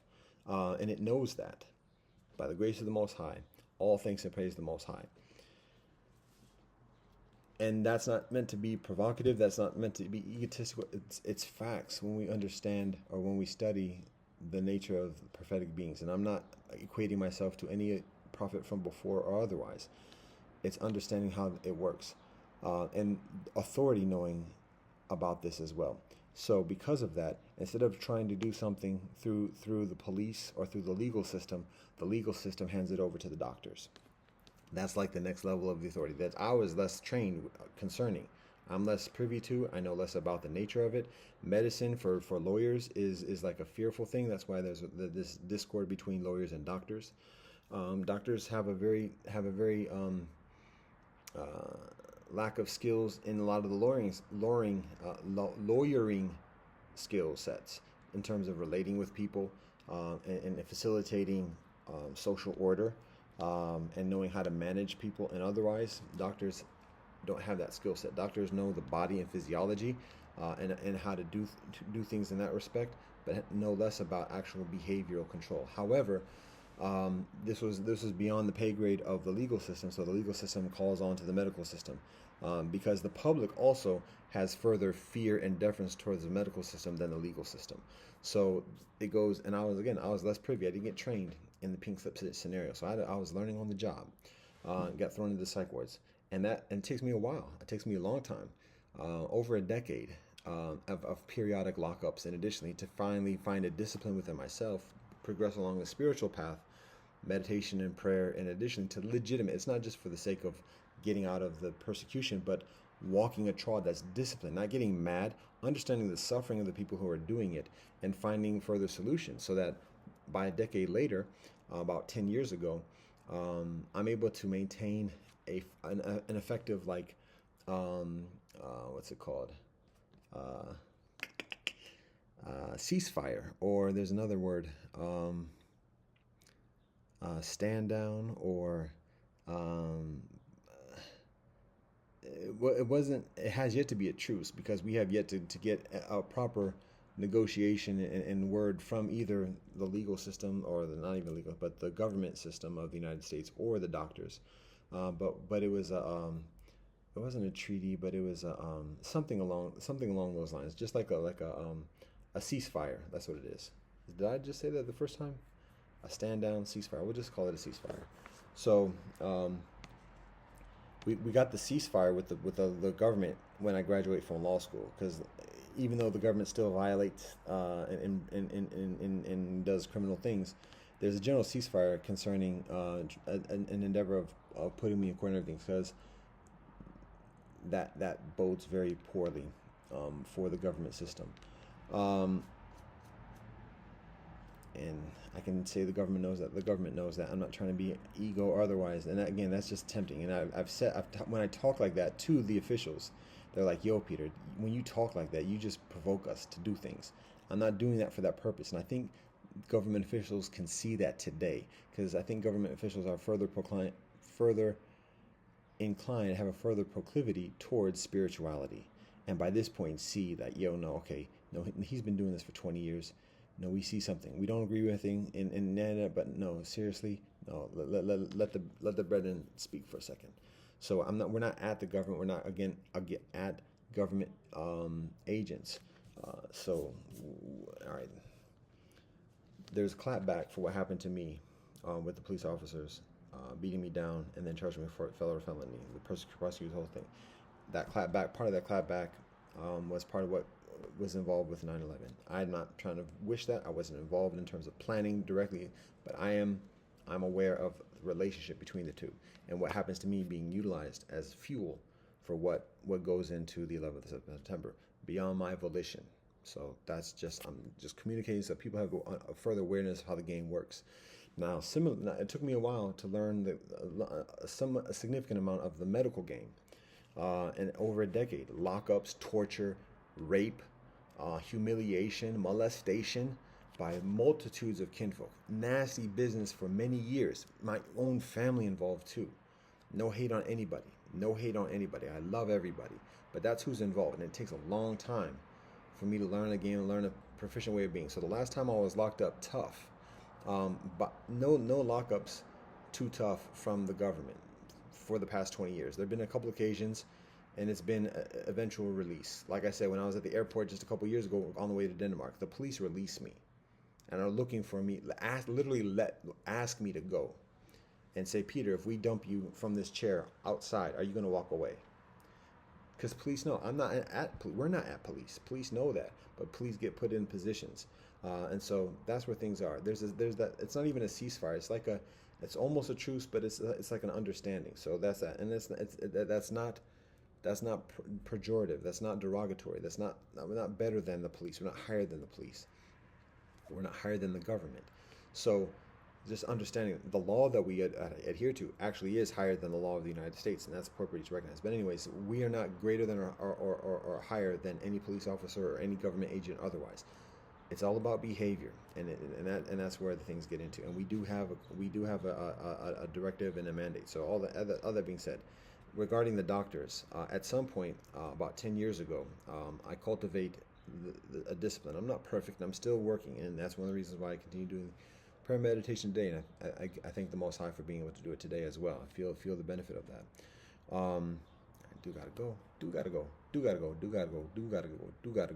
If I'm gonna, the power of the voice manifestation, I do gotta go, and that's not talking about the restroom. All right, blah blah. Anyway, me and the doctors. So even though I ain't got no official medical degree, I have a dishonorary medical degree, and I have some knowledge. Not as much as doctors are not the same as doctors concerning physiology or whatever, but I know enough to keep psychiatrists and psychologists at a distance from causing from kicking up dust. And it gets strong about a decade ago. The last time I was locked up in the psych ward tough was actually 9 years ago. Is it? No, about 10 years ago. And then then I'm appointed as an official ambassador for the Parliament of the World's Religions thereafter. So that's 100% facts. It's hosted in Utah as well. Before that, it was hosted in all other places around the world. And on that particular occasion, anyways, that's another story, but that's facts. So that was a decade ago. That was the most recent occasion that I got locked up tough. because I cultivated discipline. I'm further mindful about what I share in negativity, even though a lot of it might sound like criticism. I'm further proactive. I've been for 20 years plus about peace and reconciliation. There was a point where I wasn't saying anything because I didn't have the discipline to say a kind word, so I wouldn't say anything. But people,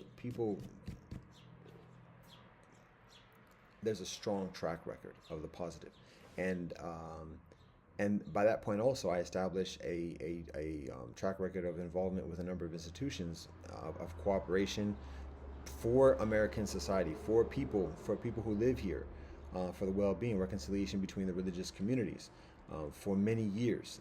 Tough. So, but particularly the discipline, meditation, regular meditation and discipline. Affiliation with the synagogue is most definitely involved, but even then, after that, I was still locked up on a number of occasions. After that, there was actually a stay, and that's one way to describe it too. When I was an official member of the synagogue here, there was a stay. There was no lockup, no. Actually, there was still the molestation, I think, of the drugging, but there was no lockups in psych wards during that period. When I left the synagogue, then there becomes some dissonance in that respect, and there were a few lockups after that. Strong, long-term lockups over a few months each, in each occasion. So then 10 years ago, that was the most recent tough lockup, and it's because it's a matter of recognizing that the psychiatrists and the psychologists are running game, and they're looking for patients, aka victims. And so again, it's provocations, and then and there's always, the hyenas are always sniffing, seeing what we can get away with. What can we do? It's like pharmaceuticals mining for excuses to issue out drugs. And so how is their behavior to this week? And have they been doing anything? And so looking for a reason just to lock up, just looking for a reason. Almost like having quotas about how much they gotta do for that week. So, but being able to avoid those provocations, and additionally because of cultivating a discipline and being proactive and something that provides benefit to life on this earth and even in this community. So we keep those aggressions at bay for a number of years, from about 10 years ago, until it comes to a head about 5 years ago. And then again, that's when we had the situation with the peace sign and everything, and that's when it becomes like, yo, I'm doing benefit, I'm doing for you and your kinfolk too, and now you're hating on me because we're saying peace, and you're hating on us because of that. That's crossing the line on terms of the feigned authorities, and so because of that, then that was utilized as a pretense for locking me up in the psych ward. The attempt to do what was done before on a New Year's occasion. That was 5 years ago. But before that, there was a 5-year hiatus of lockouts before that, of even attempting that lockup or threatening. That happened for the first occasion, and the doctors learn about the consequences accordingly. And that sounds, again, ego and everything else, but similarly with 9/11 and the clapback, there's clapback for that lockup, because what went down, it was very expedited. It was a very abbreviated version, because on the 2 or 3 previous occasions, it was like serious, no negotiation, minimum months of lockup and torture and molestation and forced drugging, and so that was initiated on this particular occasion 5 years ago. The last time I was locked up, tough, or not even tough, but the last time I was locked up in a psych ward on this land, or at all, was 5 years ago on this occasion, because of the pretense of the peace flag, and when the doctors attempt to do the same kind of scenario, it was evident that it's not going to happen, and not just because I'm like saying that, but just because no, it's not going to happen, and there's clapback for that, and the doctors learn further about that clapback. What's some of the clapback that happens from that? COVID happens a year later. Did I do COVID? Am I the boss hog that does COVID or whatever? I'm not saying that. But what I am saying is that there is cause and effect, and a lot of the mechanics of what's articulated concerning COVID, about the China and everything else like that, and competition and laboratories and everything else like that, that whole scenario played itself out with what I was experiencing in the psych ward 1 year before that. Pretty much, I won't say to the T, but very, very similarly. And again, the doctors, the psychiatrists, and the psychologists are doing criminality, are doing grime, and there's a consequence, and are in a position of authority. and there's consequences for that. Now, there's much further things involved. Again, I'm a piece of shit, but what was done to me, what has been done to me, is being done as a systemic way to many kinfolk. So again, there's a lot of karma accumulated for clapback, and these things come to a head to certain things. When I go to Denmark, that is put into the works, and just as I'm going to Denmark, all of a sudden now there's a conflict in Ukraine, and beef, and additionally that causes the possibility of obstruction of me arriving in Denmark. And now, am I just getting so hysterical and paranoid and self-deluded with notions and delusions of grandeur? Mathematics, y'all. Honesty. Everything is everything. And I don't lend myself to like indulgence in that type sense of significance or whatever else, but it's not by accident. And again, everything is a theater. All of warfare, all of life is a theater. Did I say that? Shakespeare, remember? And all the people merely players. So all the sports campaigns, the World Cup, there's a script. And even warfare, there's a script, there's collusion. And so there's all different types of wheeling and dealing that involves Ukraine and Russia and France and Germany and England and the United States sitting at the table and like saying, okay, how are we going to do this? All right, you're going to have to give up that. Okay, and you're going to have to give up that. There's an example. There's a film that showed this. Like one example is like, this is a very trite way of describing it as a metaphor of what I'm talking about, but Ocean's 11, when they're doing the heist on the casino, and one of the actors, one of the participants in the heist is actually getting beat up by one of he's on the staff for the casino. So the casino boss tells him, yo, he sees him thinking about something else, not knowing they're being heisted at that moment, and he sees the actor, George Clooney's character, in the casino, and so there's already rivalry, whatever. So he just tells his goon or whatever to go and beat him up, take him in a private room, security, beat him up, just beat him, blah blah blah blah blah. And so George Clooney, in order to keep the front and pretend like things are going well, has to take a loss and get punched in the face, boom boom boom. Meanwhile, he's getting over because they're fleecing the casino out of hundreds of millions or billions or whatever else. So he's willing to take boom boom boom for the team, but it's a semblance of propriety or whatever else. And so okay, let him go, blah blah blah, whatever, and then find out later, oh wait a minute, what happened? So war works similar, particularly today. The kinfolk are working together. The people who are getting over on are the masses, who turn a blind eye to that, and who get conscripted to be on the front lines and killed and sacrificed. Those are the ones who are getting over on. But the leadership is all colluding with each other about, okay, how many are you going to have to lose today? And instead of it being like hits to the jaw, it's how many of your civilians are you going to sacrifice? Yeah, we're going to have to need a lot because this is how much we're going to have to do. But don't worry, we'll get you back maybe 15, 20 years later.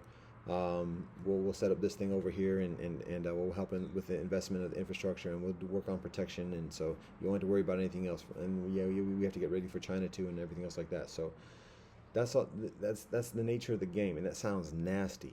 That sounds just like heinous. That's the nature of the game. Kinfolk willing to sacrifice their own people for the sake of collusion. Read the words of His Majesty Haile Selassie and what is solicited of him when Italy invades Ethiopia, and that's a very like diluted, convoluted iteration, because Ethiopia is seen as an outsider, as a lesser than. But even then, there is that, like, oh, just do this and the other. But when it's people who think that they're similar, or actually who are drawn from the same stock, when we talk about Scandinavia, and kinfolk coming up from a lot of the same heritage, Russia, England, and additionally, research. Then the nature of collusion and agreement in that collusion is much further, quote unquote, equitable. Yeah, that would be the smoke, the exhaust, and the pollution, and that's another element into. Well, we're just smoking. We got a right to smoke. We can smoke what we want. Still, it causes irritation. Not only that, Have we not learned from the 80s? Secondhand smoke, another, I won't say leading cause of death, but that being a fact. So that's very much part of it as well. So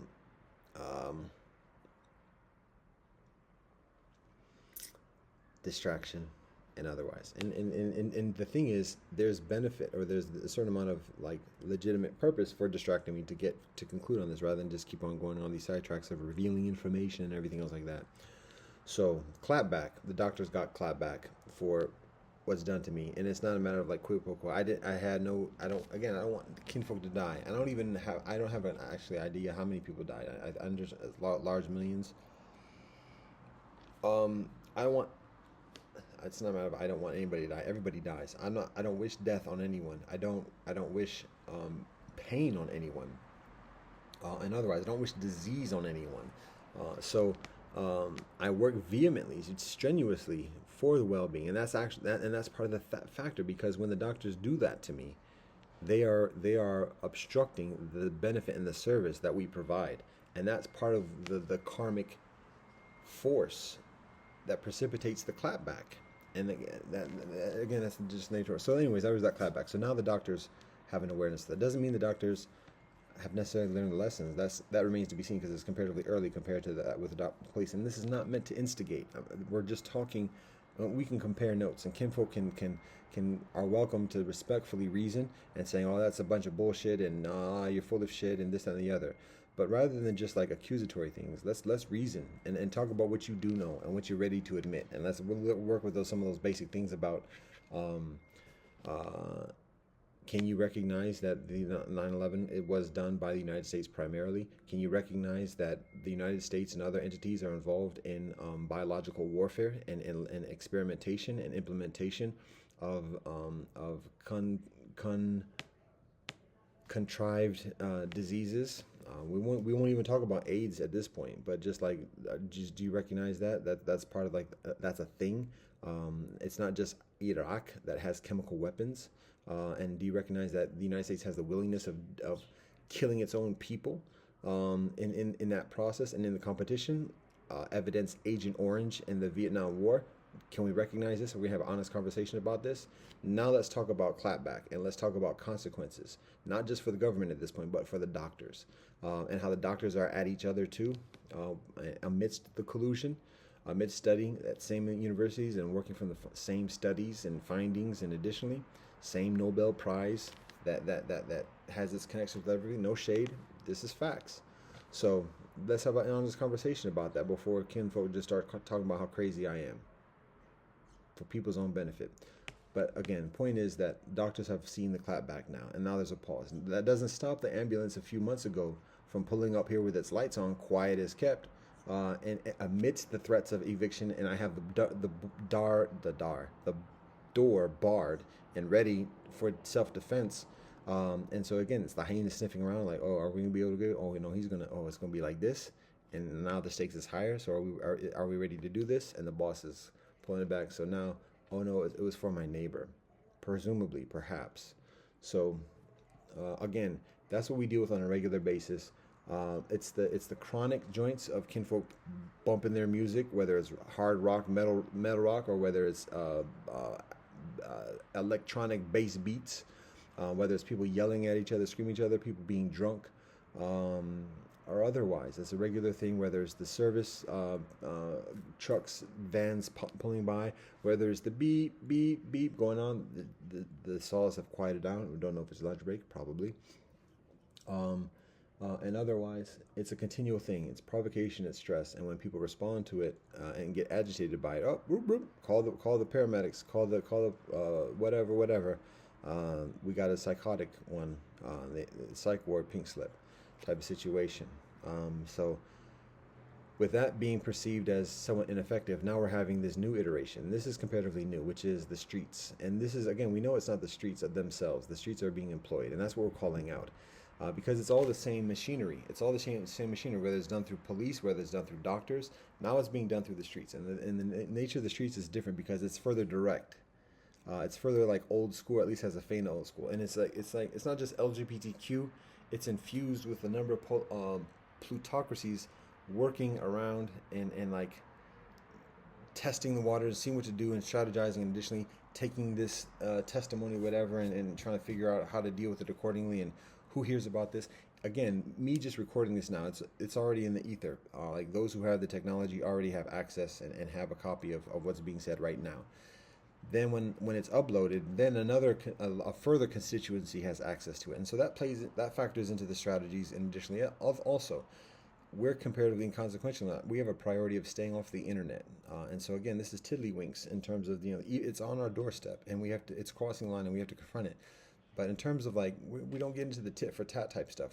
We have much further greater priorities involved, and our ultimate goal and our ultimate endeavor is for people to be themselves and to wake up from the enslavement. Because again, the brethren who is here are slaves to slaves. There's a hierarchy within the slave game. So it's like we want that brethren to know who he is. And that's what I'll say. I'll get to that point, and I'll wrap up, God willing. So I've talked about some of the clapback. And again, at this point, this is somewhat unprecedented. We haven't had the streets come at us for the most part because we've been secluded. We've been sequestered from a lot of society and kept in this enclave in many ways. Now we are in the world. We're at the world table. The world is actually directly responsible for what happens here because I left here. I went to Denmark. I left all of this because of this. Not just myself, but our collective initiates migration from this entity and involvement, and so I am personally brought back against my will, literally forcefully dragged and deported from Denmark back to here, the United States. And that's not just on the United States. That's not just on Denmark. That's on the world. That's on the United Nations. And that's on the world system. So now, whatever happens here, it's not on the United States. It's not on the doctors. It's on the world system. It's on the entirety of the world. And that's why there's some pause. And this is interesting because this is somewhat unprecedented. Going to the streets, because for the past 20 years, we haven't had to deal with the streets too tough in terms of aggression like this. Just walk the streets generally. When we're on the other, when we're in your side of town, we don't ask why. We abide by the rules that you live by. So you're welcome to come. You're welcome to stay. But any disrespect, and we will let you fly away. Fly away. Fly away. Big up Goody Mob. So when we go out, we deal with the streets. We've had to deal with the streets, and we've dealt with things. We've dealt with things in the village nearby for the well-being of kinfolk here. But in terms of dealing with things on our doorstep, actually we have dealt with it. But in terms of physical and like up in the stakes and direct cross lines urinating on and just blatant disrespect, this is unprecedented, and it's from a different it's from a different agency, and so we're observing that, and again, it doesn't bode well for any side, but particular for the agitators that are doing that. So, and I think that's part of the pause, and that's part of what's being like calculated. And at this point, to be honest, part of that game, part of the game of like kinfolk being hired as slaves, and additionally, there are a lot of kinfolk who are subsidized kamikazes, meaning that kinfolk have given up on life. Kinfolk have given up on being married. Kinfolk have given up on having children. Kinfolk are just trying to float and just like not even necessarily get high per se, but just kind of like live like a non-confrontational life as much as possible, and are supported for that. And sometimes are called upon to like be an informant or be a provocateur or be a negotiator or be an intermediary here and there, because they're known as the nice ones, quote unquote. But there's still this subsidized kamikaze situation that we deal with for a number of times, and oftentimes are eventually provocateurs as well. So and they're precipitators for pink slip situations too, and it's always somebody else's fault. Everything is my fault. Everything that I do, everything that happens is my fault, and I accept the responsibility of that, and I accept the responsibility of doing something better accordingly too. All right. There's cause and effect. I would recognize there's the existence of other sentience and other life in this universe, and there's interaction, there's relationship, and so this is a mutual experience, and on that same note, if people want to be very fastidious and just like hold me to it, all right. When I see the children too, it's very challenging, extremely challenging. Um, the children who are enveloped in the culture and otherwise in being involved in these conditions and these circumstances of abuse and substance abuse and otherwise, and we consider what else we can do to promote the well-being, and again, it's very difficult. So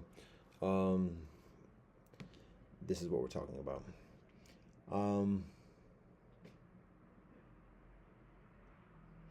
So those one, like, I think even the hard-nosed, like, superior type racists or whatever else who trying to like find anything to do they can to like put me down or bring us down or whatever, I think kinfolk can also recognize that the race isn't even the biggest thing at this point. It's pedophilia and cannibalism. And I think conservative kinfolk are recognizing, yo, we're going to actually have to, like, not just work honestly with black folk, but we're actually going to have to love and trust black folk and have like faith and recognize authority and legitimacy and holiness within black folk, because that's what it's going to take to get past pedophilia and cannibalism.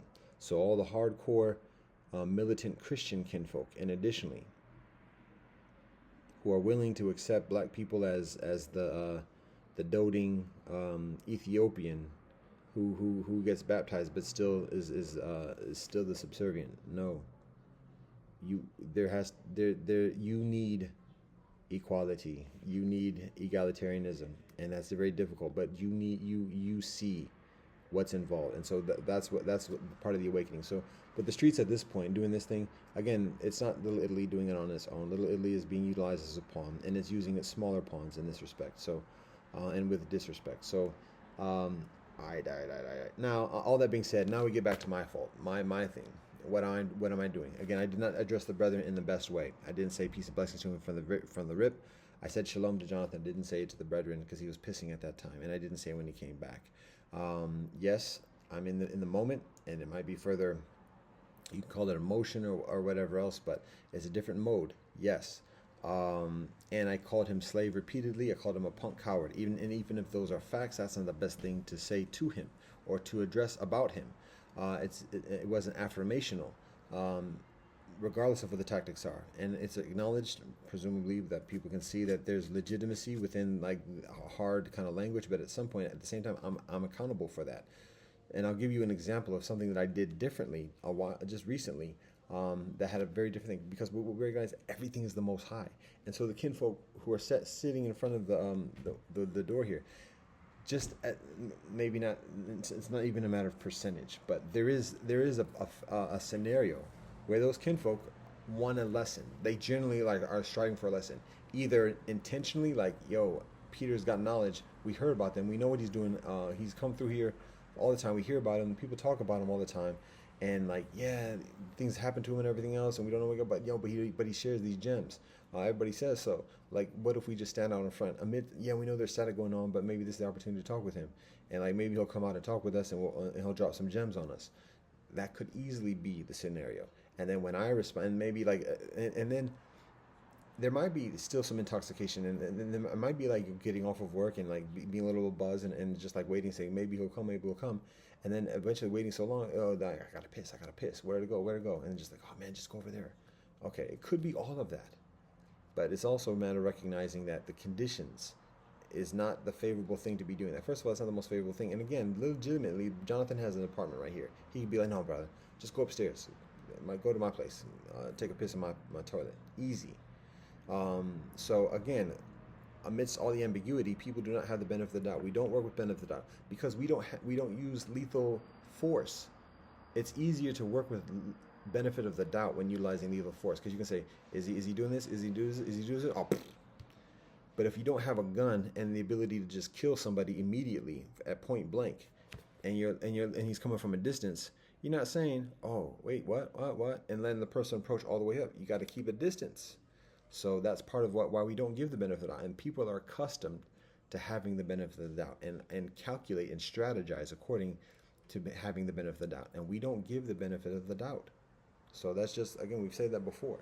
So when the kinfolk does that, we if any inaccuracy on our part, we have to answer for it. But at this point, already there's hostilities from Italy from just putting up the statues and racist and continuing to do so. So already that's shots, and so to do anything in addition to that and to be affiliated, Jonathan Schwartz works regularly for years at the restaurant right next to the cigar shop. That's a guilt by affiliation. So for his associate, even if he doesn't do anything with Little Italy, he's just flying in from California. He's guilt by association because he's with Jonathan Schwartz, who is with Little Italy. So for him to take a piss, even without the intention of anything, still guilt by association. That might sound tough. These are the conditions. But even that being said, me responding the way I do, it could have been brother was like, yo, I'm trying to give a lesson. But then when I come back, I'm like, yo, brother, you pissing out. Now I'm calling him out. And the only way he can respond in that kind of context is just to match me with what I'm saying. So that's on me. And it's a matter of recognizing. Now, just as a quick note, and now I don't even know if I can eat now. See what we did? See what that is? All right, now I got to check storage. How much have we done run up? Okay. All right.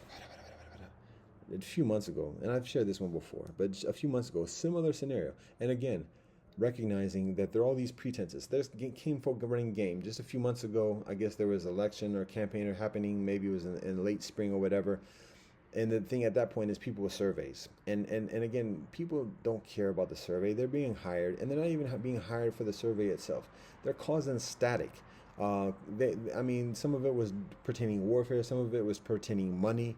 And other things. So, but I mean, it's like static, and people, the notion of stopping somebody and getting a signature, it's just a matter of like saying who's willing to like agree with what we're gonna do and whatnot. And if they don't, that's one of them. And it's all very subtle. But it's the Inglorious Bastards culture, and people being hired to be these whatever. But it's the pretense for doing the other grime of scoping and scouting and saying, okay, yeah, we've been looking at that person, because the surveyors were like scoping me for a number of days, and actually over a week or so before actually approaching me directly, and then like it's like it's not even like an intention of like reasoning or negotiating.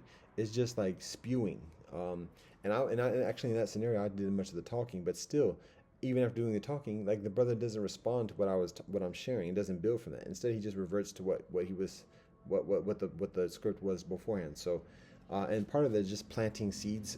A lot of what post-industrial society at the moment is just influence, getting in people's heads, and planting these seeds and thoughts and everything, and then utilizing these other things, whether it's stress, whether it's other types of signals or messaging or whatever else, to grow those seeds, or at least cause dissonance and disturbance that causes hesitation, distraction, and paralysis within the recipient. So again, it's not even a matter of like commercials. Watching like a pharmaceutical commercial, what are they talking? What are they doing? They're getting in people's heads and causing a pause, because people aren't the ones who do the prescriptions anyways, and the pharmaceuticals know that. But so what's the purpose of ask your doctor? No. So anyways, point is, like, even the commercials, the point isn't to sell anything, it's to cause disturbance. The spam that comes in the mail and everything, it's not to advertise and for people to buy things. It's to cause disturbance. A lot of what goes on the internet, the spamware, in addition, it's not to sell anything, it's to cause disturbance. The surveys on the streets that stop people and tell them about a certain issue, whatever, it's not to inform people and to organize or otherwise, it's to cause disturbance. So recognizing that, it's the facades and the grime behind that, and it's the calculated, strategized grime, and then the presentation of a facade. Oh yeah, the elections are coming up. There's a referendum on the ballot or whatever. So that's a pretense of bullshit. So anyways, a few months ago, amidst those conditions, I was walking in the hood towards the field and the building that we look at in terms of eventual residence. I could say God willing, but all things happen by the grace of the Most High. So when I'm coming back from there, I saw, like, in that preceding day and on that day too, like a number of people with a specific kind of like a vest, like a blue vest, and like doing a certain type of survey. And I'm just like, okay, here we go. And I don't know if they were going like from door to door or whatever else. And so, okay, obviously this is some kind of feigned, organized kind of whatever. Don't know what the spiel is, but we see, okay, it's just a different type of game. Um, and I walk by some kinfolk, and again, it feels like hyenas trying to read me. Like, what's going to be the response? What can we get this dude? And it's not just a matter of like perceiving me as like some arbitrary or random um, um, bystander walking by or whatever, but it's like, no, that's that dude. Okay, can we pretend we're doing this? Okay, talk to this one over here. Okay, now are we gonna be able to stop and talk with him now? Oh no, it's not gonna be now. Okay, we're gonna do it later. So that was the vibe. I say hi as I do to everybody else. They hi and then continue on. Might have even had some words to share and continue on. So that being said, a few days later, maybe a week later, whatever, another brethren of same wearing that same kind of vest or whatever with the survey comes knocking on the back door here. I looked in there. Over here, nobody knocks on that back door. The only time, like, the vast majority of people who've knocked on the door have been police. And it didn't go into necessarily a bad thing or whatever, but that's the situation. And so, exactly during that time, when dealing with threats of eviction just a few months ago, and hostilities, and additionally at that month, from different angles, from different sides, now we get the knock on the door, on the back door. Like I said, nobody knocks on that back door. If I think about who actually, if unless I've told people to go to the back door that I know and I'm expecting the kinfolk, and there's an open welcome for people to do so, but generally speaking, nobody does. And particularly during times of static, like that knock on the door. I was expecting that to be police. I was expecting, like I said, I just had the door barred amidst that time frame. So that's the circumstances that I was dealing with at the moment, that we're dealing with here at that moment. And so on that particular day, there was another occasion a few years ago. One other person who knocked on the door, who was a woman, she didn't even knock on the door. She just opened the door and came in, talking about fleeing from her husband as an unattractive young woman, and it felt like a setup. Don't know if she was like a government agent or otherwise, but anyways, that was the one. She knocked. She just came in because I said keep the doors unlocked. Anyways, nobody knocks on that door. So when the brethren on that day does, I'm expecting it to be police. And I'm like, oh, here we go. Let's roll. And by that I mean defensiveness. But when I look out and I open the door, oh, here's a brother. Who's this brother? And I'm like, okay, it's not police. So guard down a little bit. But I see a blue vest. I'm like, oh, we got game going running on. So he started asking me questions about, do I live here? Do I make the decisions here? I'm like, whoa, who are you? Asking these questions.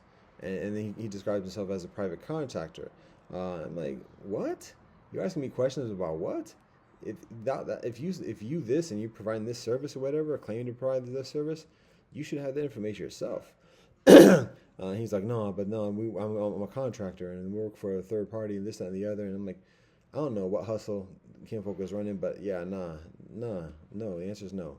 And so, but he was insistent. So you're not the doing. And I'm like, what? I'm not saying. No, brother, no, we're not interested. Just keep on going. And so we got into an exchange, and he was like rather belligerent, and he was it started to like talk down to me about like, so this is not your place, and da da da da da. I'm like, bruh, you're at my doorstep to where I stay, and you're talking to kinfolk like this, and like he didn't present himself as a government agent. He's a private contractor for concerning utilities, and you getting in arguments with kinfolk like this. And I told yo, leave the door shut. Now I recognized later, like I was holding the door open, and in the screen door, the storm door was actually partially blocking the path to the steps. So I recognized that later. But I was, yo, leave, and he would not leave, and he was just like very insistent. Now he wasn't overtly threatening, but he was standing his ground, and like did not bat an eye. Yep. Okay. So. Now at this point I'm like, whoa, oh, we're dealing with a situation now, because I literally directly told brethren, I'm soliciting you to leave this doorstep at this moment, and he would not leave. And I'm like, okay, hold on, I need to check myself, because at the same time he was disciplined, and in the way he He was saying things that were very essentially disrespectful, but he was saying it in a modulated way, in a very matter of fact way. That didn't acknowledge disrespect, but didn't seem to intend disrespect. And it was still he was still very cognizant. Like he was still his level of intelligence of reasoning was high, very high, to be honest. Not like the brethren a couple of days ago, and it's not disparaging to the brethren. Just matter of factly, the brethren at the doorstep was still reasoning. He was responding. He was conversational. He was introducing information and additionally to the conversation, rather than just regurgitating or repeating what I was saying back at me. And I had to pause myself. And I'm be like, hold up, I'm getting a little bit excited here, and with reason, because I told this brother, so directly solicited, yo, you should leave right now. I want you to leave this doorstep right now. And he was not leaving. My door is open. I'm in my doorway. And I was like, okay, hold up.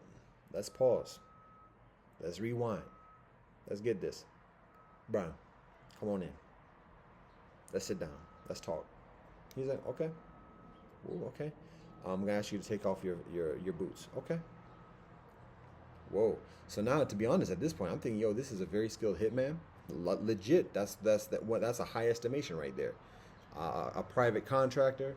Like, yo, this is the things we're dealing with. So I'm like, okay, whoa, okay, this is about to be a skill joint right here.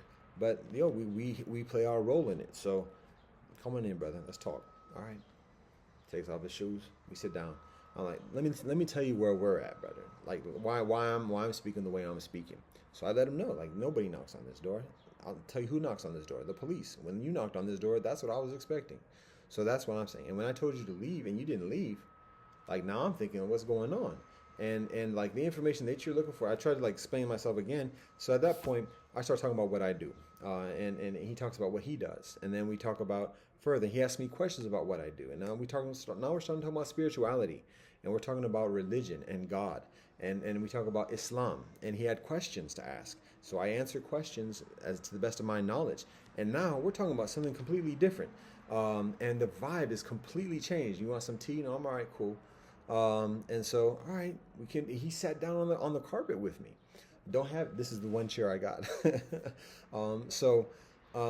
Like in the middle, like and I might have had like a back situation or whatever. So like he's seeing the house as it is, as junky or whatever else. Yo, brother, come on, let's come in and talk. And we talked for like another half hour. Beautiful conversation. He talks about his wife, and he's an avid Browns fan. He's about to go to the Pittsburgh Steelers game the next week, and like, so now we relate, and again, he's like, okay, by the conversations that we had, he's gotten the information. Whatever he was looking for, he's found the information. Whether it was a matter of testing to see what I'm about or whatever else, whether that's what it was or something else, whatever it was, he was satisfied. He says that, and he says he appreciates the conversation, and he's like, I think that's the first, probably the first time he ever had that type of kind of conversation, whatever. And so that was the situation where it could have gone easily in one direction,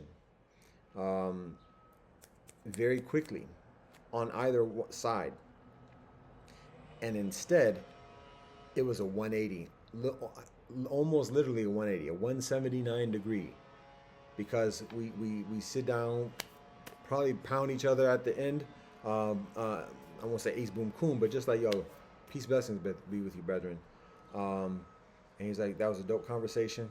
Thank you, brother. I appreciate you taking the time to talk with me. And additionally, I'm like, brother, you're welcome to come back, chop it up again. And that was it. Continues on his way. That could have been the same situation 2 days ago with the brethren here. My approach was different, though. Different situation. So I'm just saying, I have culpability and I have responsibility, because it could have very much been a reconciling moment between myself and Brother Jonathan Schwartz, of saying, talking to the brethren who I'm just seeing for the first time in life 2 days ago, and be like, yo, Brennan, come on, man, you know better than that. What's going on? He's like, yeah, man, my bad. You know, it was just a late day. I'm tired. That was the first thing I saw, man. That's, I don't mean no disrespect or whatever. And I was like, well, but we got these things going on, and come on, Jonathan, you know about that. And Jonathan was like, yeah, man, I know. I just wasn't thinking. I mean, it was the bushes, so you know. And I'm like, all right, come on, y'all, come on. We deal with static all the time, brother. You know that. And he's like, yeah, man, I know, but I didn't mean nothing by it. So okay. So yeah, by the way, what you do and everything else like that. Oh, we do this, that, and the other. It could have easily gone that way if I had responded differently. So that's on me. That's on me, and that's the conditions that we're in. So it might be understandable how I approach or whatever, and it may be permissible or otherwise, but it's not the best. It's not the best look. It's not the most favorable, and it's less of a teachable moment. There are things that are taught in that because I am disciplined. I am proficient in how I respond, and so there's a certain legitimate efficacy that young brethren particularly have a need for learning and practicing. So there's still propriety there, but at the same time, it's not the optimal. So it's a matter of recognizing that. So with that being said, again, looking at the example of His Majesty Haile Selassie I, continually thoroughly diplomatic to the point when his own people come and take him away. It's continual regalness, continual nobility. Because there's a recognition of the responsibility, and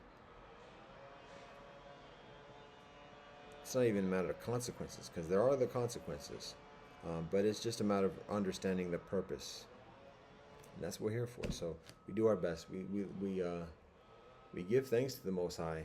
We look for forgiveness. There is no forgiveness for the citizen as long as the citizen is a citizen, because the citizen is still involved with the criminality. So we're precluded from doing that. There's no forgiveness for it in the telepathic communication. It needs to be as direct as possible. Otherwise, we atone to the Most High. We make amends as much as we can. We solicit forgiveness. We solicit patience. We solicit understanding.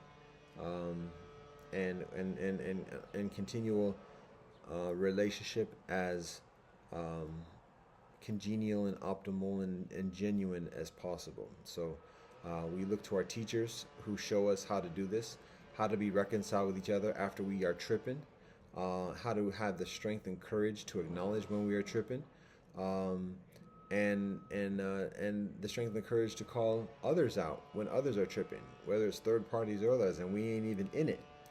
And to do it in a respectful way, to do it in a loving way, in a supportive way, and doing it in a way where we can crack jokes afterwards, maybe a while afterwards, in a genuine way, and not just in a fake, cover it up kind of way.